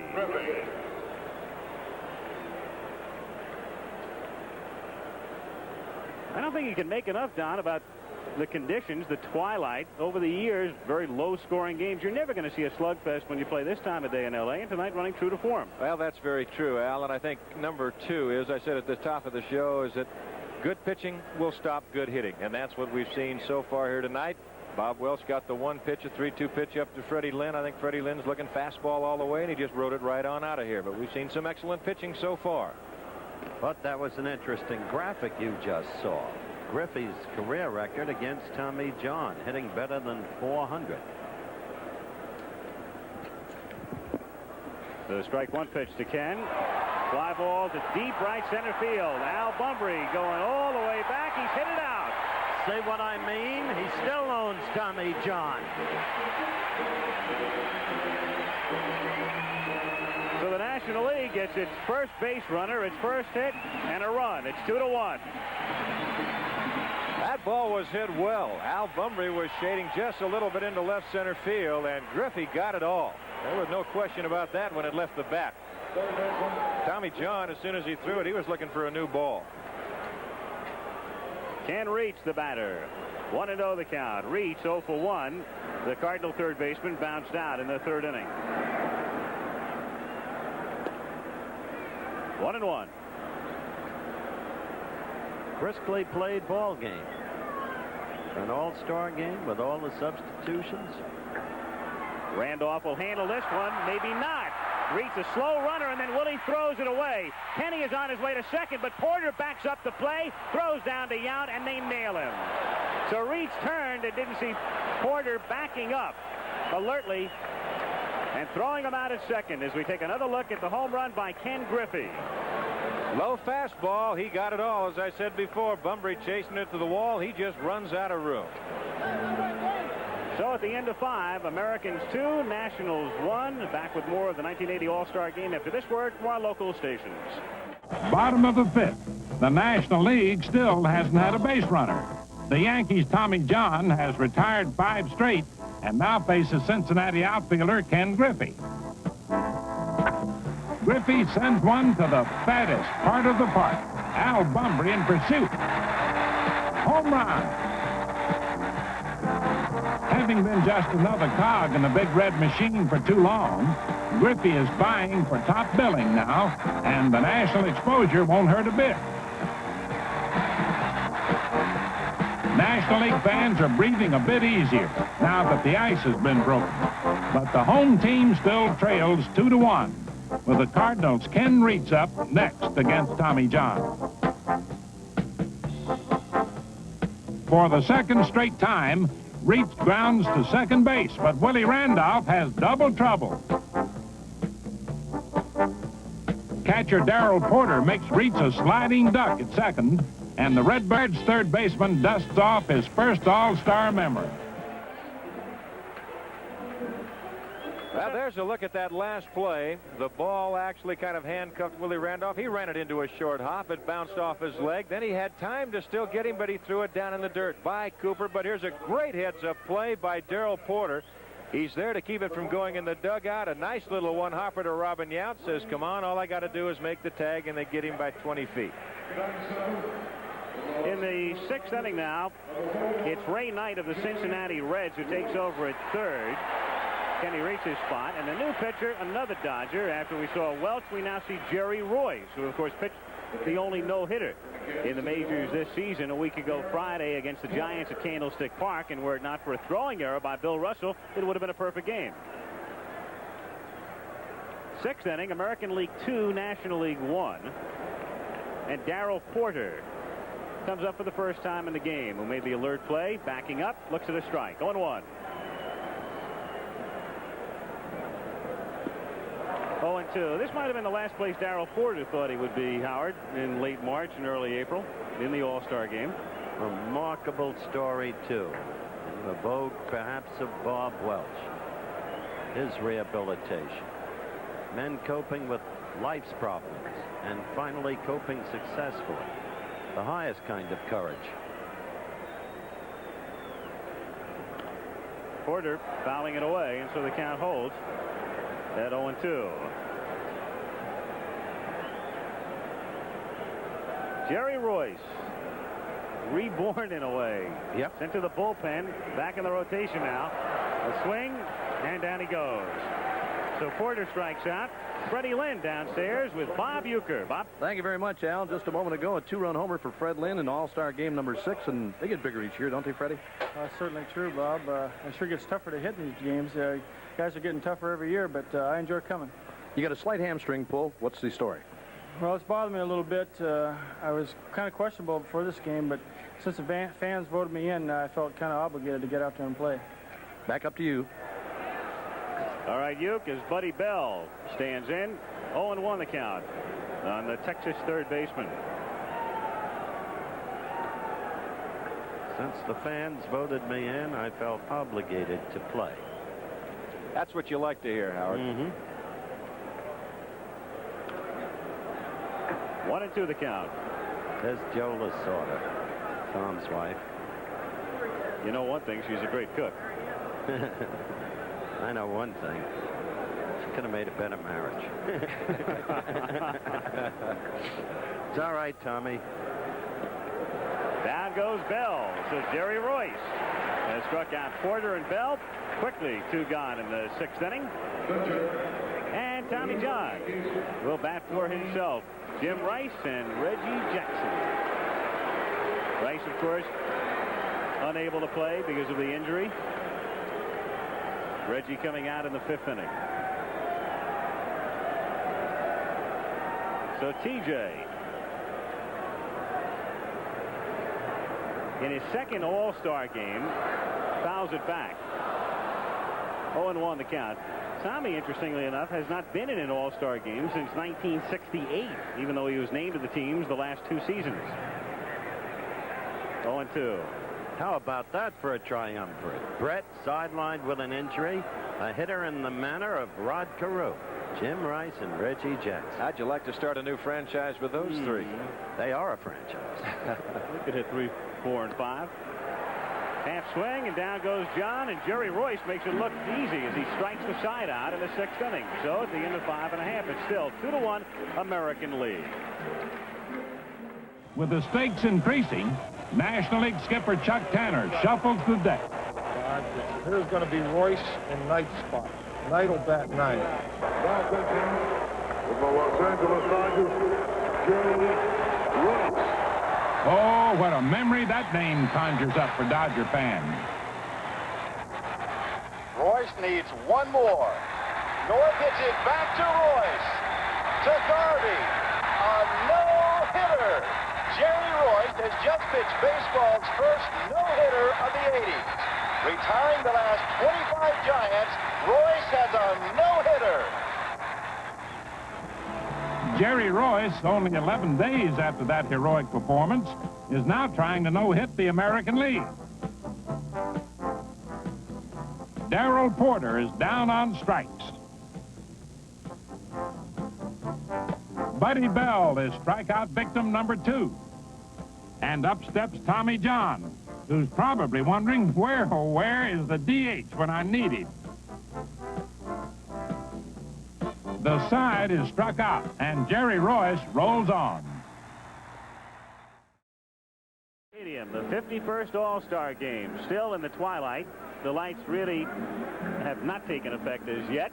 The American League on top, 2-1. 2-run homer by Freddie Lynn in the 5th. Ken Griffey countered with a bases empty shot in the bottom of the 5th. And we go to the bottom of the 6th inning. Well, in the middle of the picture, a once young gentleman who grows increasingly handsome, Elton Rule, the president of the American Broadcasting Companies. Right behind him, Jim Spence, our senior vice president of ABC Sports. Got to look at these men closely in the nature of our business. One is in permanent job imperilment. Bill Russell, look at this strike. 0-1.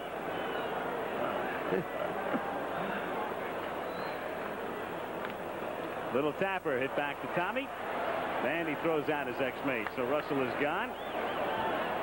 One down in the 6th inning. From the Cincinnati Reds. And Ray Knight is the batter. Hitting for the first time in the game and batting in the number 9 spot. When Royce came in, they put Jerry in the 7th spot in the order. Ray Knight, the story well chronicled. Sat on the bench for a while at Cincinnati. And of course, Pete Rose was ahead of him. Rose goes to Philadelphia. Knight responds with a tremendous year in 79. And hot again in 80. Batting .289. 0-1.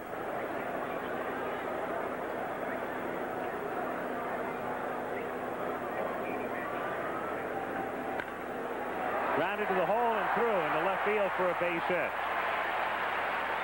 So both National League hits belong to the Cincinnati Reds. The homer by Griffey and now the single by Knight.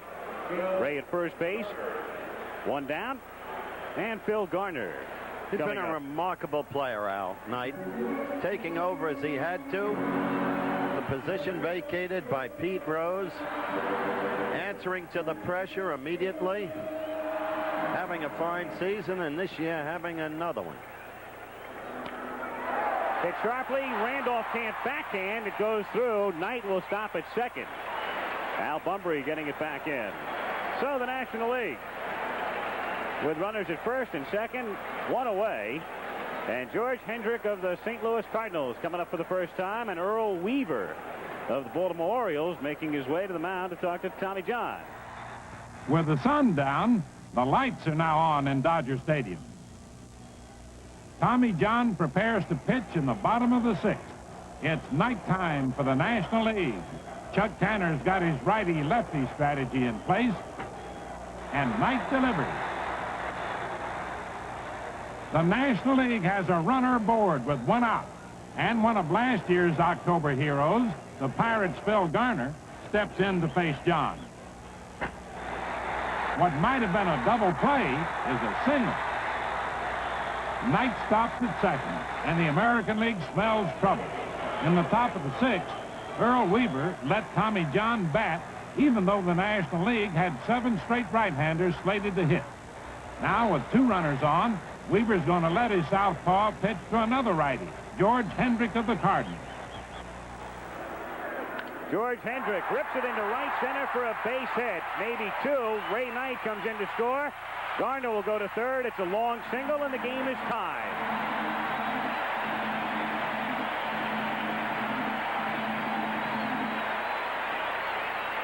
Watch this swing by George Hendricks. Here's what makes him such a good hitter. That ball down and away, he just goes right with it. A good shot up the alley right center field. Knight coming in to score all the way. Garner very heads up as he ends up at third. Here comes Earl Weaver, and that could be all for Tommy John. It will be all. Stephen Farmer throwing, Al. So Weaver on his way out to make the change.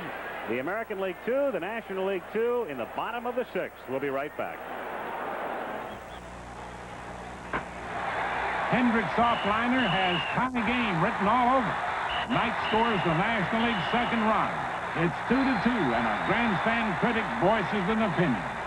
Pee-wee, I hate to second guess, but I might have made a change if I were Weaver a little sooner. But Tommy John pitching to Hendricks, who's about the hottest year he's ever had, and to get in a right-hand pitcher against him when he had a chance for a double play. Of course, they still have that. Ball game's all tied up. They got 1 runners on 1st and 3rd, 1 man out. Farmer now has to show his stuff. I don't know whether it's best to bring him in or bring in Gossage. I'm just glad I'm not sitting in the dugout making the guesses over there. That's right. You only get 1. One reason the White Sox have enjoyed good success thus far this season would be that man who's been instrumental in 23 victories. He's won 6 himself and saved 17. The big right-hander Ed Farmer coming on in the bottom of the 6th inning. The move made by Earl Weaver, who has made a lot of moves tonight, and a lot of moves that might be second-guessed. That's true. I remarked when he put in that bevy of substitutions earlier that he was diminishing his power, especially in the outfield. Now he's got Jackson out of the game, Lynn out of the game, Rice sidelined with the injury, and he's got all those lefties in there against Royce. Well, I think every all-star manager will tell you, you can't please them all. You can either play to win with your best or try to get everybody in. There's a man who's become an institution in Los Angeles. The peanut vendor. Yep, famous from guy all here. angles. On the other side of the coin, going back to Dunn's pregame talk with Weaver, he made it clear he wanted to get everybody in. So this may be his whole purpose. You'd love to get everybody in, and you'd also love to win. Somewhere along the line, why things just might turn out that way, or might not turn out that way, I should say. And right now, why the American League lead is tied, and it's in jeopardy. Runners at 1st and 3rd, 1 out, and Dave Winfield pops it up in foul ground. And it will land and bounce in the dugout. 0-1 the count. Phil Garner, the go-ahead run is at 3rd. And there's George Hendrick, who drove in the tying run at 1st. Held aboard by Cooper. 2-2 tie in the bottom of the 6th inning. Infield double play depth.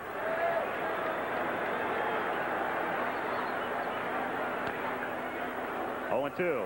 I think Ed Farmer falls into that same category that we've talked about with Rich Gossage. Of course, Farmer with the White Sox, and their pitching coach Ron Schuler has said that, first of all, they're using him now only like in the 8th and 9th innings if they can just keep it right there. But for the first time, he's been a leader, and he's not necessarily a follower anymore.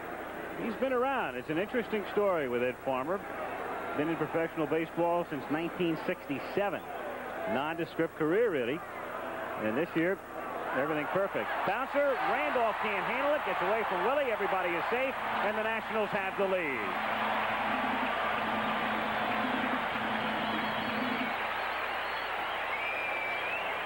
That ball hit out on the end of the bat.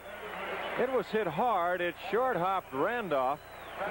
Willie, you see him make that play many times, but it just came up on him, and when he ran it down, he had no chance whatsoever. There it is again. That ball slicing a little bit, comes off the glove, and by the time he does retrieve it, they get nobody. National League on top, 3-2. It's been a difficult game for Willie. They give him an error on that one. They gave him the error before when he threw it by Cooper, as Keith Hernandez bats for Steve Garvey and looks at the strike. His teammate Hendrick at 2nd Dave Winfield aboard at first. Hernandez hitting .323, co-MVP with Stargell last year, and the batting champion. 1-1. 1-2. Boy, he's got a nice swing. He's beautiful. National League batting leaders, of course, Reggie Smith started. Templeton is not here. If he's not starting, he's not departing, according to Gary. Cromartie's not here either. But Hernandez at the plate right now, tied for third. 2-2. 2-2 pitch. Got back off Farmer, and Yount will have to hold it as everybody is safe to load him up. Hernandez sharply back through the middle. Farmer just getting a piece of it. And Keith is aboard and happy. That ball was hit hard. Howard, you talked about injuries in all-star games, and here could have been one here. Look at that ball. A line shot, and he just did get a glove on it. Now, Robin Yount's going over by the bag at second base. Has to stop, reverse his direction. All he can do is eat it and hold the runners right where they're at. Bases loaded, still 3-2 National League. Only one out. The National League with Pete Rose coming up in a position to break the game open for the American League. At the moment, at least, a continuation of the disconcerting trend of so many years. Pete Rose batting for Stearns. The bases loaded. Taking high. That's a moment to remember just there. That's the first time I've ever heard Pete Rose cheered in Dodger Stadium. That's a first. Infield up at first and third. Double play at short and second. As Rose hits a bouncer down to Randolph. Willie over to Yount. One and back to first. Double play. So Rose hits into a double play to end it. But here in the sixth inning, the National League comes up with a couple of runs. 4 hits. This ball hit off the end of the bat, and Willie Randolph made a fine play. That ball wasn't hit that hard. He has to charge in front of the runner. Just backhanded flip to Yount, but Robbins got an excellent arm. Look at that, flat-footed, and they just get Rose to double him at first. So after 6 complete innings of play, the National League on top, 3-2. Ed Farmer is Weaver's guest, the American League's leading fireman with 17 saves. It's sweaty palms time for the White Sox stopper, who enters with the game on the line. And waiting impatiently at bat is Dave Winfield.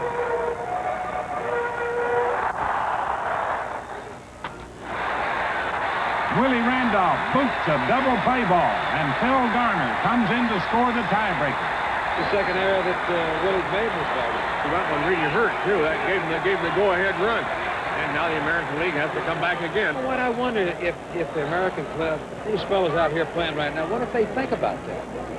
Here it is again. We jump out in front, and they get one run, and they get another run, they tie it up. Do they start thinking, well, here they come again? I would imagine. It's been talked about and they're written about and for so long now that the American League players have to be aware of the situation. I just hope to live long enough to see the American League win one. You know, I'm 61 years old now, but... By comparison, 39-year-old Pete Rose is a youngster, but he's still the oldest among the 1980 All-Stars, and after Keith Hernandez singles to load the bases, Rose comes in to pinch hit against Farmer. It's All-Star game number 13 for Rose and game number 1 for Farmer. This time, the new beats the old, as Willie Randolph finally gets it right. Double plays, and the American League is out of the jam, trailing by only 1. All right, I am with the gentleman who is the president of the Los Angeles Olympic Organizing Committee, Mr. Peter Oberoff. Very quickly, Peter, you go to Moscow shortly, and there you will recommend 1, maybe 2 demonstration games for the Olympics, which allow such. What will you be recommending? Well, Howard will recommend baseball right here in this stadium to be part of the 1984 Olympic Games. And the other would be tennis. Tennis is a possibility, too. Now, will there be any change with regard to the flag closing ceremonies. Have you tried to change President Carter's mind? We've tried to change his mind because we think that in that one instance, it's an Olympic ceremony. It'll signal to all the people in the free world that the Olympics are coming here. We're going to put them back on track again, and we're going to be proud of the games here in L.A. But he is not changing. He's not changed his mind as of this date. Finally, will this Olympiad in '84 cost the taxpayers of the United States any money? Not a penny. This is the first time it's going to be handled totally in the private sector. And we'll also recommend in Moscow that all future games be handled by the private sector in every country to avoid the politics. If you can make that work, sir, you've executed a miracle. Thank you very much. Good luck. Thank you. Okay, back to Al. Well, new pitcher for the National League as Jim Bibby, having a sensational year. Look at those marks. 11-1, including the victory in the 20-inning game the other day when he came out of the bullpen Sunday to beat the Cubs in Pittsburgh. He takes over as we go to the 7th inning. The National League on top, 3-2, trying to continue the domination and make it 9 straight as Robin Yount leads off in the 7th. 1-0. Keith Hernandez staying in the game. He's at first base, and Dave Concepcion. There he is, the new shortstop. And the new catcher is Gary Carter from the Expos. 2-0 the count. Gary Carter, third man back at the plate for the Nationals tonight. Bench starting. Stearns in there for 3. And now Carter. Hit to right field. Winfield fades. Dave has room. 1 down.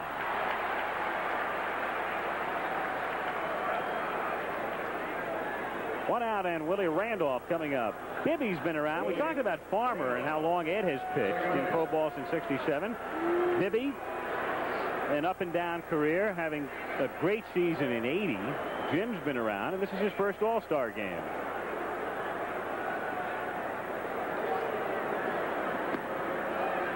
Jim found himself the second half of last season. Proved himself in the World Series. Did a magnificent job as Randolph rips it into right center field. That's his second hit. Hendrick gets it back in. So Willie tonight with 2 hits and 2 errors in the American League with a total of 7 hits in the 7th inning. As Cecil Cooper comes up. The one error that doesn't register was the pickoff at first. That probably killed a big inning for the American League.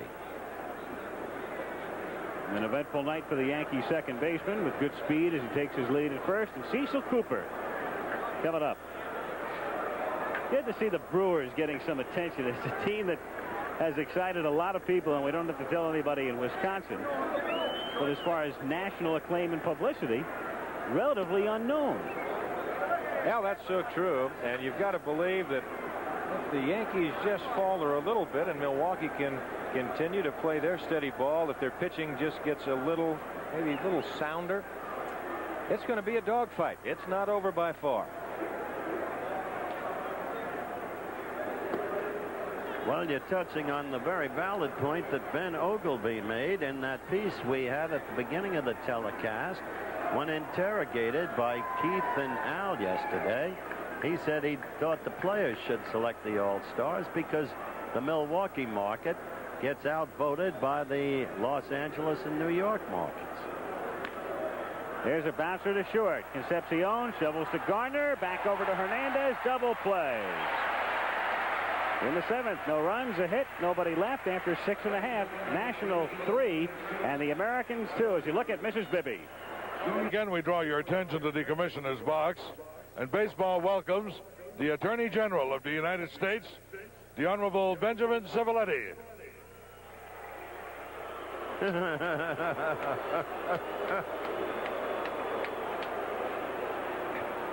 He's a great lawyer.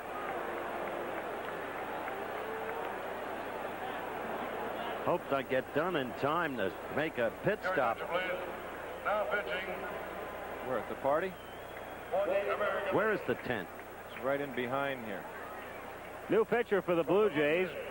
or for the American League from the Blue Jays. We'll take a look at Dave Steve, the only Toronto representative on the team. Good-looking young pitcher, and another change for the Americans at second is Bobby Grich of the California Angels. Takes over for Willie Randolph there. Steve's another remarkable story, Al, as you know. Converted Fellow outfielder. was playing the outfield a couple of years ago. Now look at it. Pitching in the All-Star game. As Ken Griffey stands in. Griffey had the National League's first hit. Home run in the 5th. 0-1 the count. And Steve here for Toronto as Griffey loops it into right field, and Ken is 2 for 2. Landreau getting it back in. So This Ken is Griffey.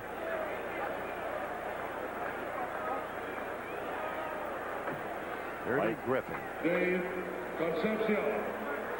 Her man with a couple of hits is Dave Concepcion. Comes up. So Griffey a couple of hits tonight, and he's 3 for 3 in overall All-Star appearances.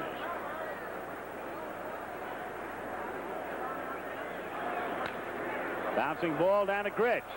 To Yount 1. Robin back to first. Not in time there. Concepcion legging it aboard safely as you look at Delia Concepcion. Davey reaching first on the force at second. So Dave Concepcion aboard. Here's Bill Verdon, the Houston Astro manager. First base coach tonight is Gary Carter. Comes up. That'll be one of the few times that Verdon will pat Concepcion on the seat of the pants. You bet. A lot of strange sights that you'll only see in an All-Star game. That's right. They go back to war in another couple of days. Bottom of the 7th. Nationals ahead 3-2. Again, the quick move to first, and Concepcion going back in, standing up. Davey can't get too far off there. He has just got back under those tags. Boy, what an asset that is for a pitcher to have a good pickoff move and have confidence in it. Another asset for Steve in this particular situation is I'm sure Concepcion has not seen him before. That one gets away from Porter, and Concepcion will advance to second. So that's one way to get down there on the wild pitch.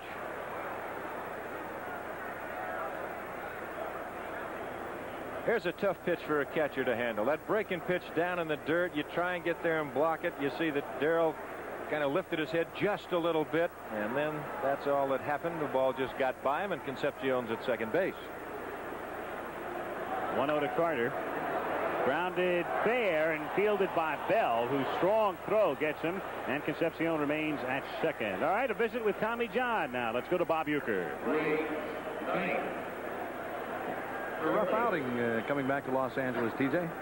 Well, I had fairly good stuff, but you know, a lot of times when you get out there like that, you tend to throw a little harder than what your game speed is, and you know, you get hyped up, psyched up, and I was throwing some nice straight fastballs down around the knees, and one bad hop there on Garner's ball, and we could have been out of it, but I've been hit harder. Back up to you, Al. All right, Uke, as Ray Knight checks his swing. Taking the pitch, 1-0 the count. With 2 down, Concepcion at second, bottom of the 7th, 3-2 National. I thought Tommy was a touch nonchalant.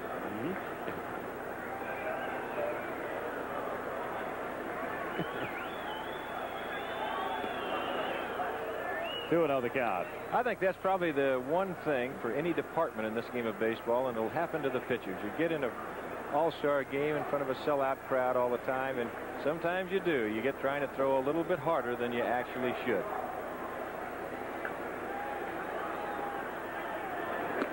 Inside, ball 3. That's an excuse you'll sometimes hear, too, in championship series competition, and certainly in the World Series. That's right. Especially all-star games and World Series. If you can't get up for these, Al, why, I don't know. I don't think you can't get up for anything. Tell you, one fellow I hope gets in tonight is Alan Trammell of Detroit. I do, Boy, too. was he excited. That one is ball 4. Gets away from Porter. Concepcion will go to third. Take a wide turn there, and then hold. Johnny McNamara, you can see where he was down that third base line. John was an excellent third base coach when he was over with the California Angels, and we'll look at this pitch again. That ball just sinks, and that actually handcuffs Porter. That ball really sunk. And now Darrell has to get on it in a hurry. Here comes Concepcion around. Now you don't even see McNamara. He is way down the line. He's letting Concepcion come as far as he can and says, that's all. Hold it right there, pal. Good work by Johnny McNamara. Porter charged with a pass ball, so runners at first and third, 2 down. Phil Garner takes outside. Porter having a tough night. Darrell saying, man, I haven't caught many sinker ballers like this, maybe. Steve has got good action on his fastball. You can see that last. Darrell, it just hit him on the top of the glove. It never got him on the front part of the glove. 1-0 on Garner.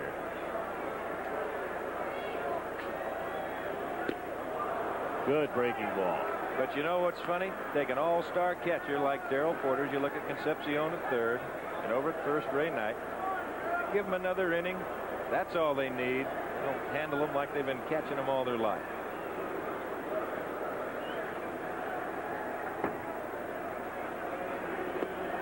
Swing and a miss.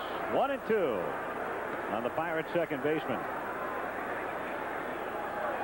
Knight goes. Garner takes inside. The throw goes through, and then Grich goes back to third, but Davey is back in safely as Knight is in at second.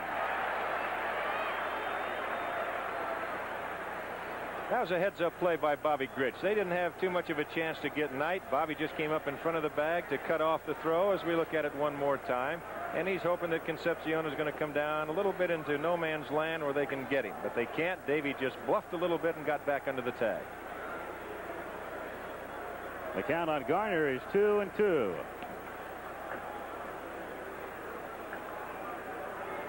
And this one gets away from Porter. Another run will score. Concepcion shows the plate to make it 4-2 as Knight advances to third.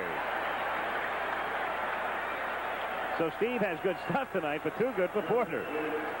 Now this appears to be a breaking pitch down and away. Darrell's got his glove turned the wrong way.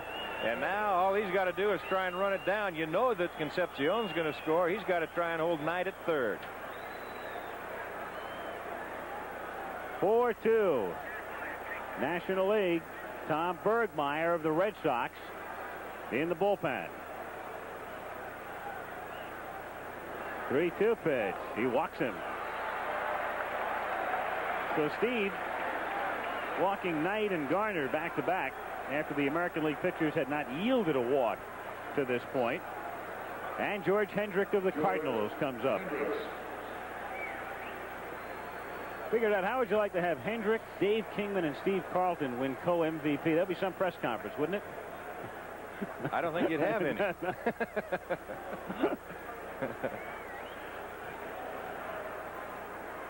They send Garner, pitches outside, the throw going through, not in time as Knight holds at third. Bobby Grich arguing just a little bit with the second base umpire Nick Colosi. Bobby trying to convince Colosi that he got him up in front of the bag before he reached the full impact of his slide. Clearly safe. Tagged him late. He's there. Good call by Nick. Joining Bergmeyer, there's the Goose. Rich Gossage of the Yankees, the right-hander.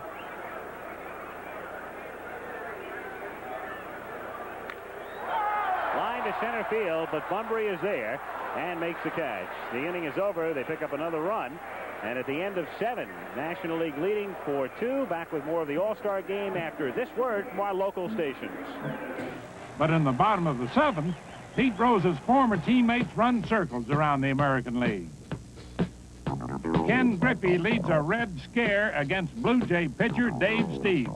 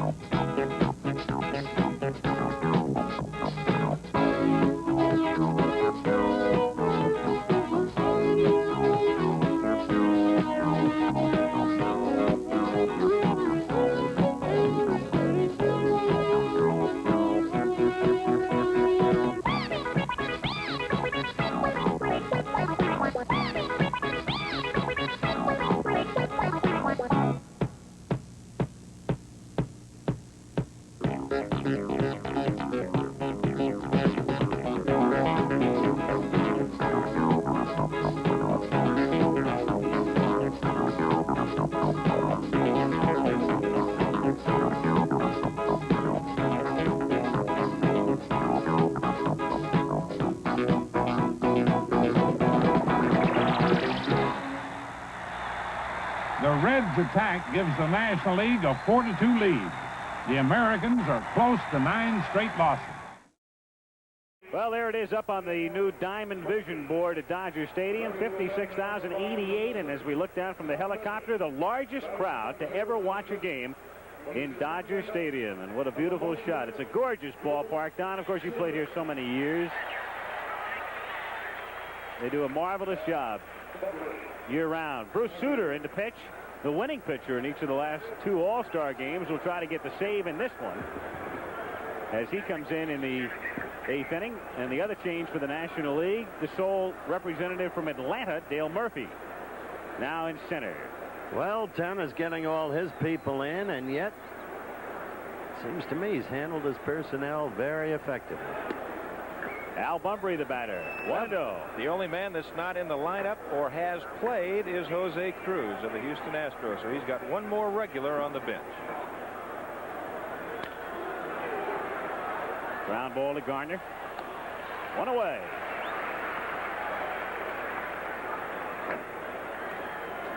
From the Minnesota Twins, right fielder. And the welcome up on the new board. We thank you. That last inning became suddenly untidy for an all-star game. Porter having all that trouble with Steve.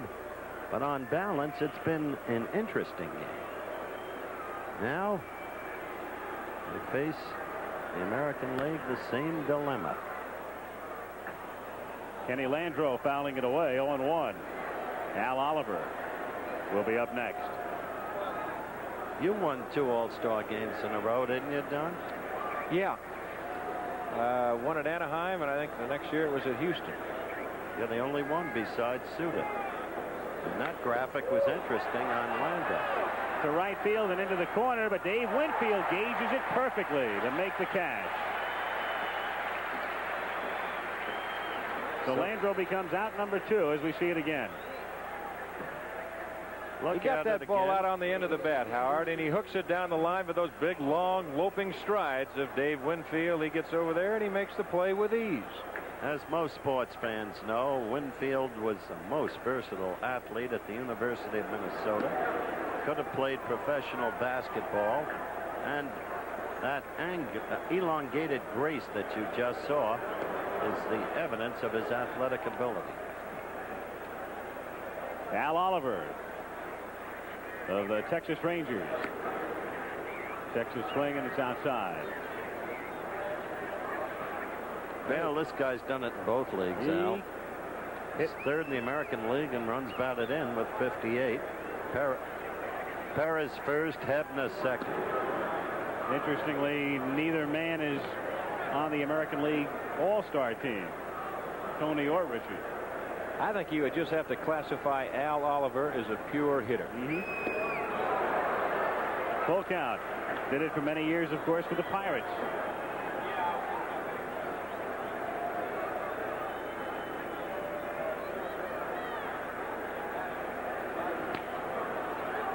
Garner will handle this one, and Bruce Sutter has a 1-2-3 inning.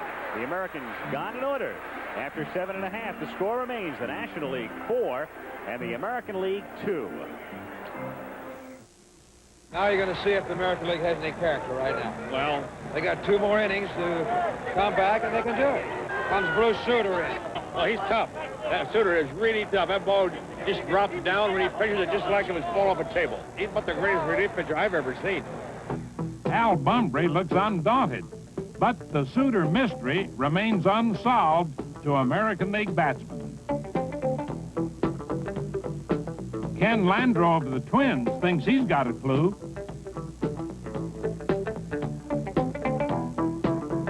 But Dave Winfield sends him back to square one.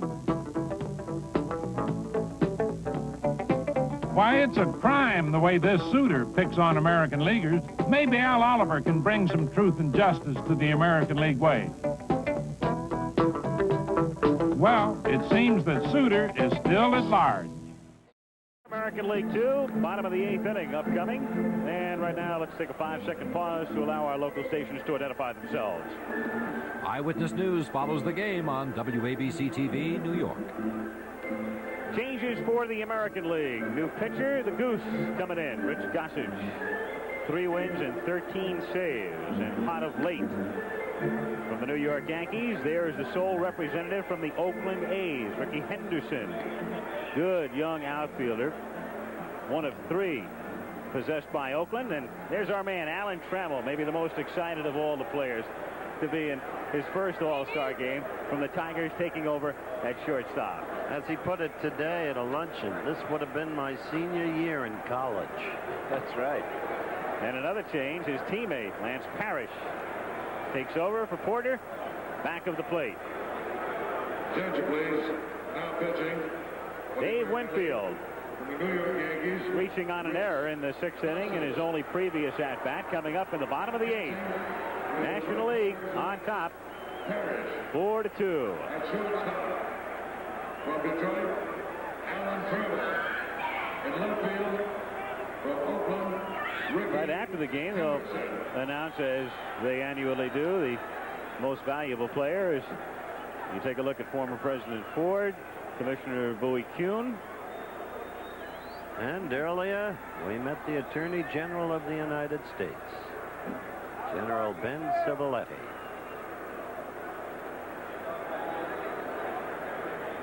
Dave Winfield of the San Diego Padres facing Goose Gossage. Bottom of the 8th inning. Sloan never fouled. 0-1. It'll be interesting to see who the MVP is. Well, the guy that drove in the go-ahead run has been George Henry. But Ken Griffey was the guy who ignited this started ball everything. club. Steve Stone was perfect, but his team's losing. It is going to be interesting. Hit to right field. Landreau coming on and makes the play. Kenny Landreau of the Minnesota Twins. Got a good jump on it and makes the catch for the out. 1 down. Well, Kenny Landreau is used to these Southern California skies. He's from right here in L.A. That ball is a tough play because it's slicing away from him, but Kenny, an excellent outfielder, makes a fine play. Well, you look at it again. That ball moving away from Landreau, got an excellent jump. Out number 1. Keith Hernandez of the Cardinals takes a strike. Well, his father taught him to hit. Did some job. 0-2 from the Bay Area. He and Kenny Reitz, both from the San Francisco Bay Area. There you see a panoramic view.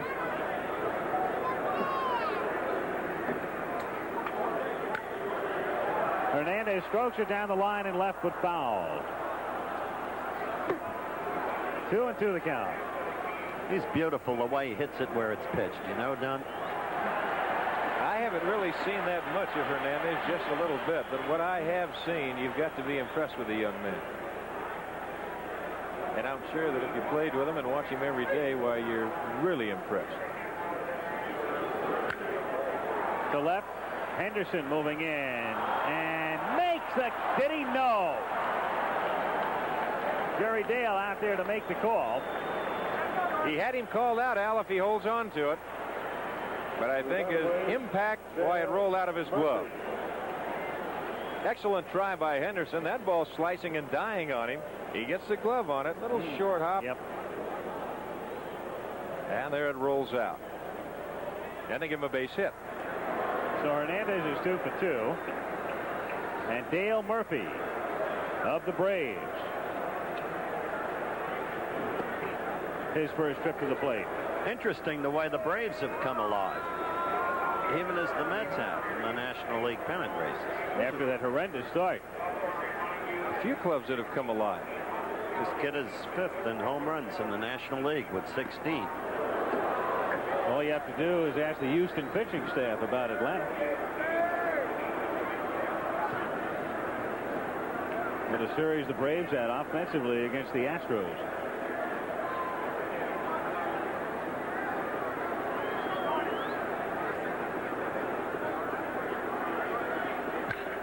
To deep left field.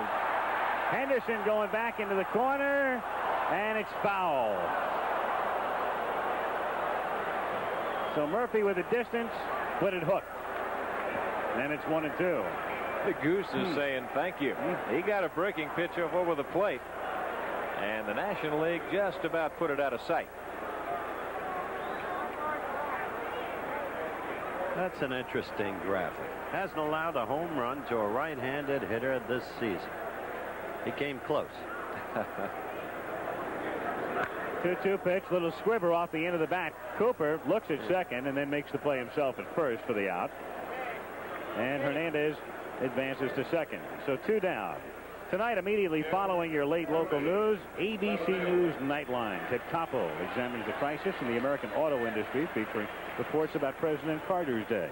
Activities in Detroit and Tokyo, the 2 leading automotive centers in the world. That's tonight on Nightline.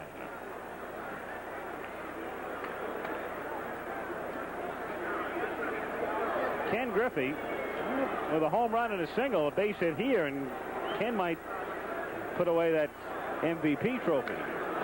But he hits a fly ball to center field, and it's an easy play for Al Bunbury. And that's that in the 8th. No runs, 1 hit, lead 1. The Americans coming up in the 9th. The Nationals trying to make it 9 straight, leading 4-2. Buddy Bell waiting on deck. So the American League winless in 71 and trailing 4-2 in the 9th inning, facing Bruce Sutter of the Cubs. Bouncer fielded in fair territory by Knight, and Ray guns him down. 1 away. This has to be pretty bitter for the American League.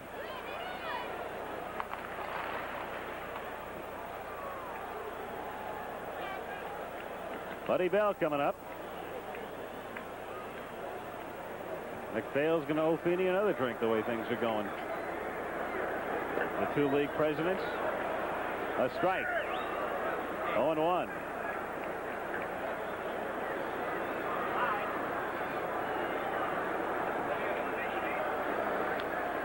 Half swing, grounder foul. And the count 0-2. Bobby Grich on deck. Bruce Sutter, winner in 78, winner in 79, and trying to be the saver in 80. Jerry Royce, the pitcher of record for the National League. Tommy John for the Americans. 0-2 the count. I don't know whether that's California or Texas. Nah, that's California. Or Colorado, where the hats have become a major factor. Grounded to short. Concepcion able to get him with some help from Hernandez. So 2 away in the 9th inning. Sutter has retired the 5 men he has faced, making it look easy as Bobby Grich comes up to try to keep it alive. And if he can, we would see Lance Parrish next. Interesting to come down to the final inning and find you've got Henderson, Bell, and Grich. Well, both managers, Al, have used their rosters as well as they figured they could. They've got Orta left for the American League and Jose Cruz for the National League of the regulars. The 2-0. High, ball 3. 3-0 on Grich. Skyline has a golden tinge now. And so has the National League.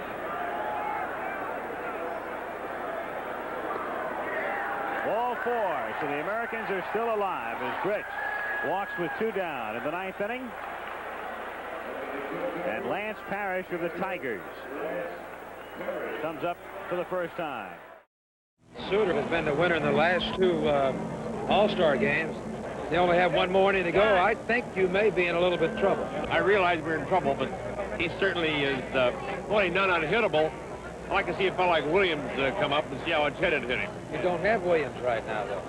No, that's can't bring him back. That's the problem. Would you settle for Bobby Grich? With 2 out in the 9th, the Angel second baseman is the American League's last chance. In 5 1/3 All-Star innings, Sutter has yet to allow a run, but there's always a first and a second. A single and a home run is all tied up. I've had it happen to me. down. Suter loses Grich on 4 straight pitches. And now with the runner on first, the potential tying run will come to the plate in the person of Detroit Tiger catcher Lance Parrish. Well, he's got the power. 11 homers, 47 ribbies.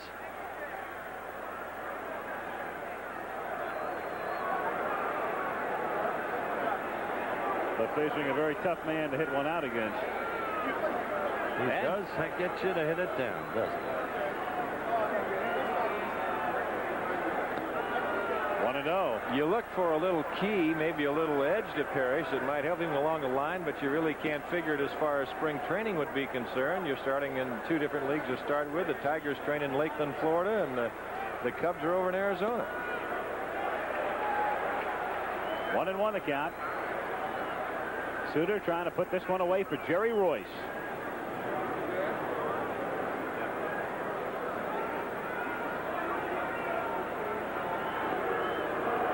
Two and one.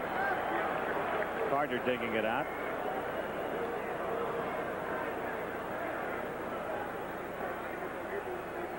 Suter saving 8 in his last 11 appearances. Bruce this season, by the way, has given up only 2 home runs in 51 innings of work.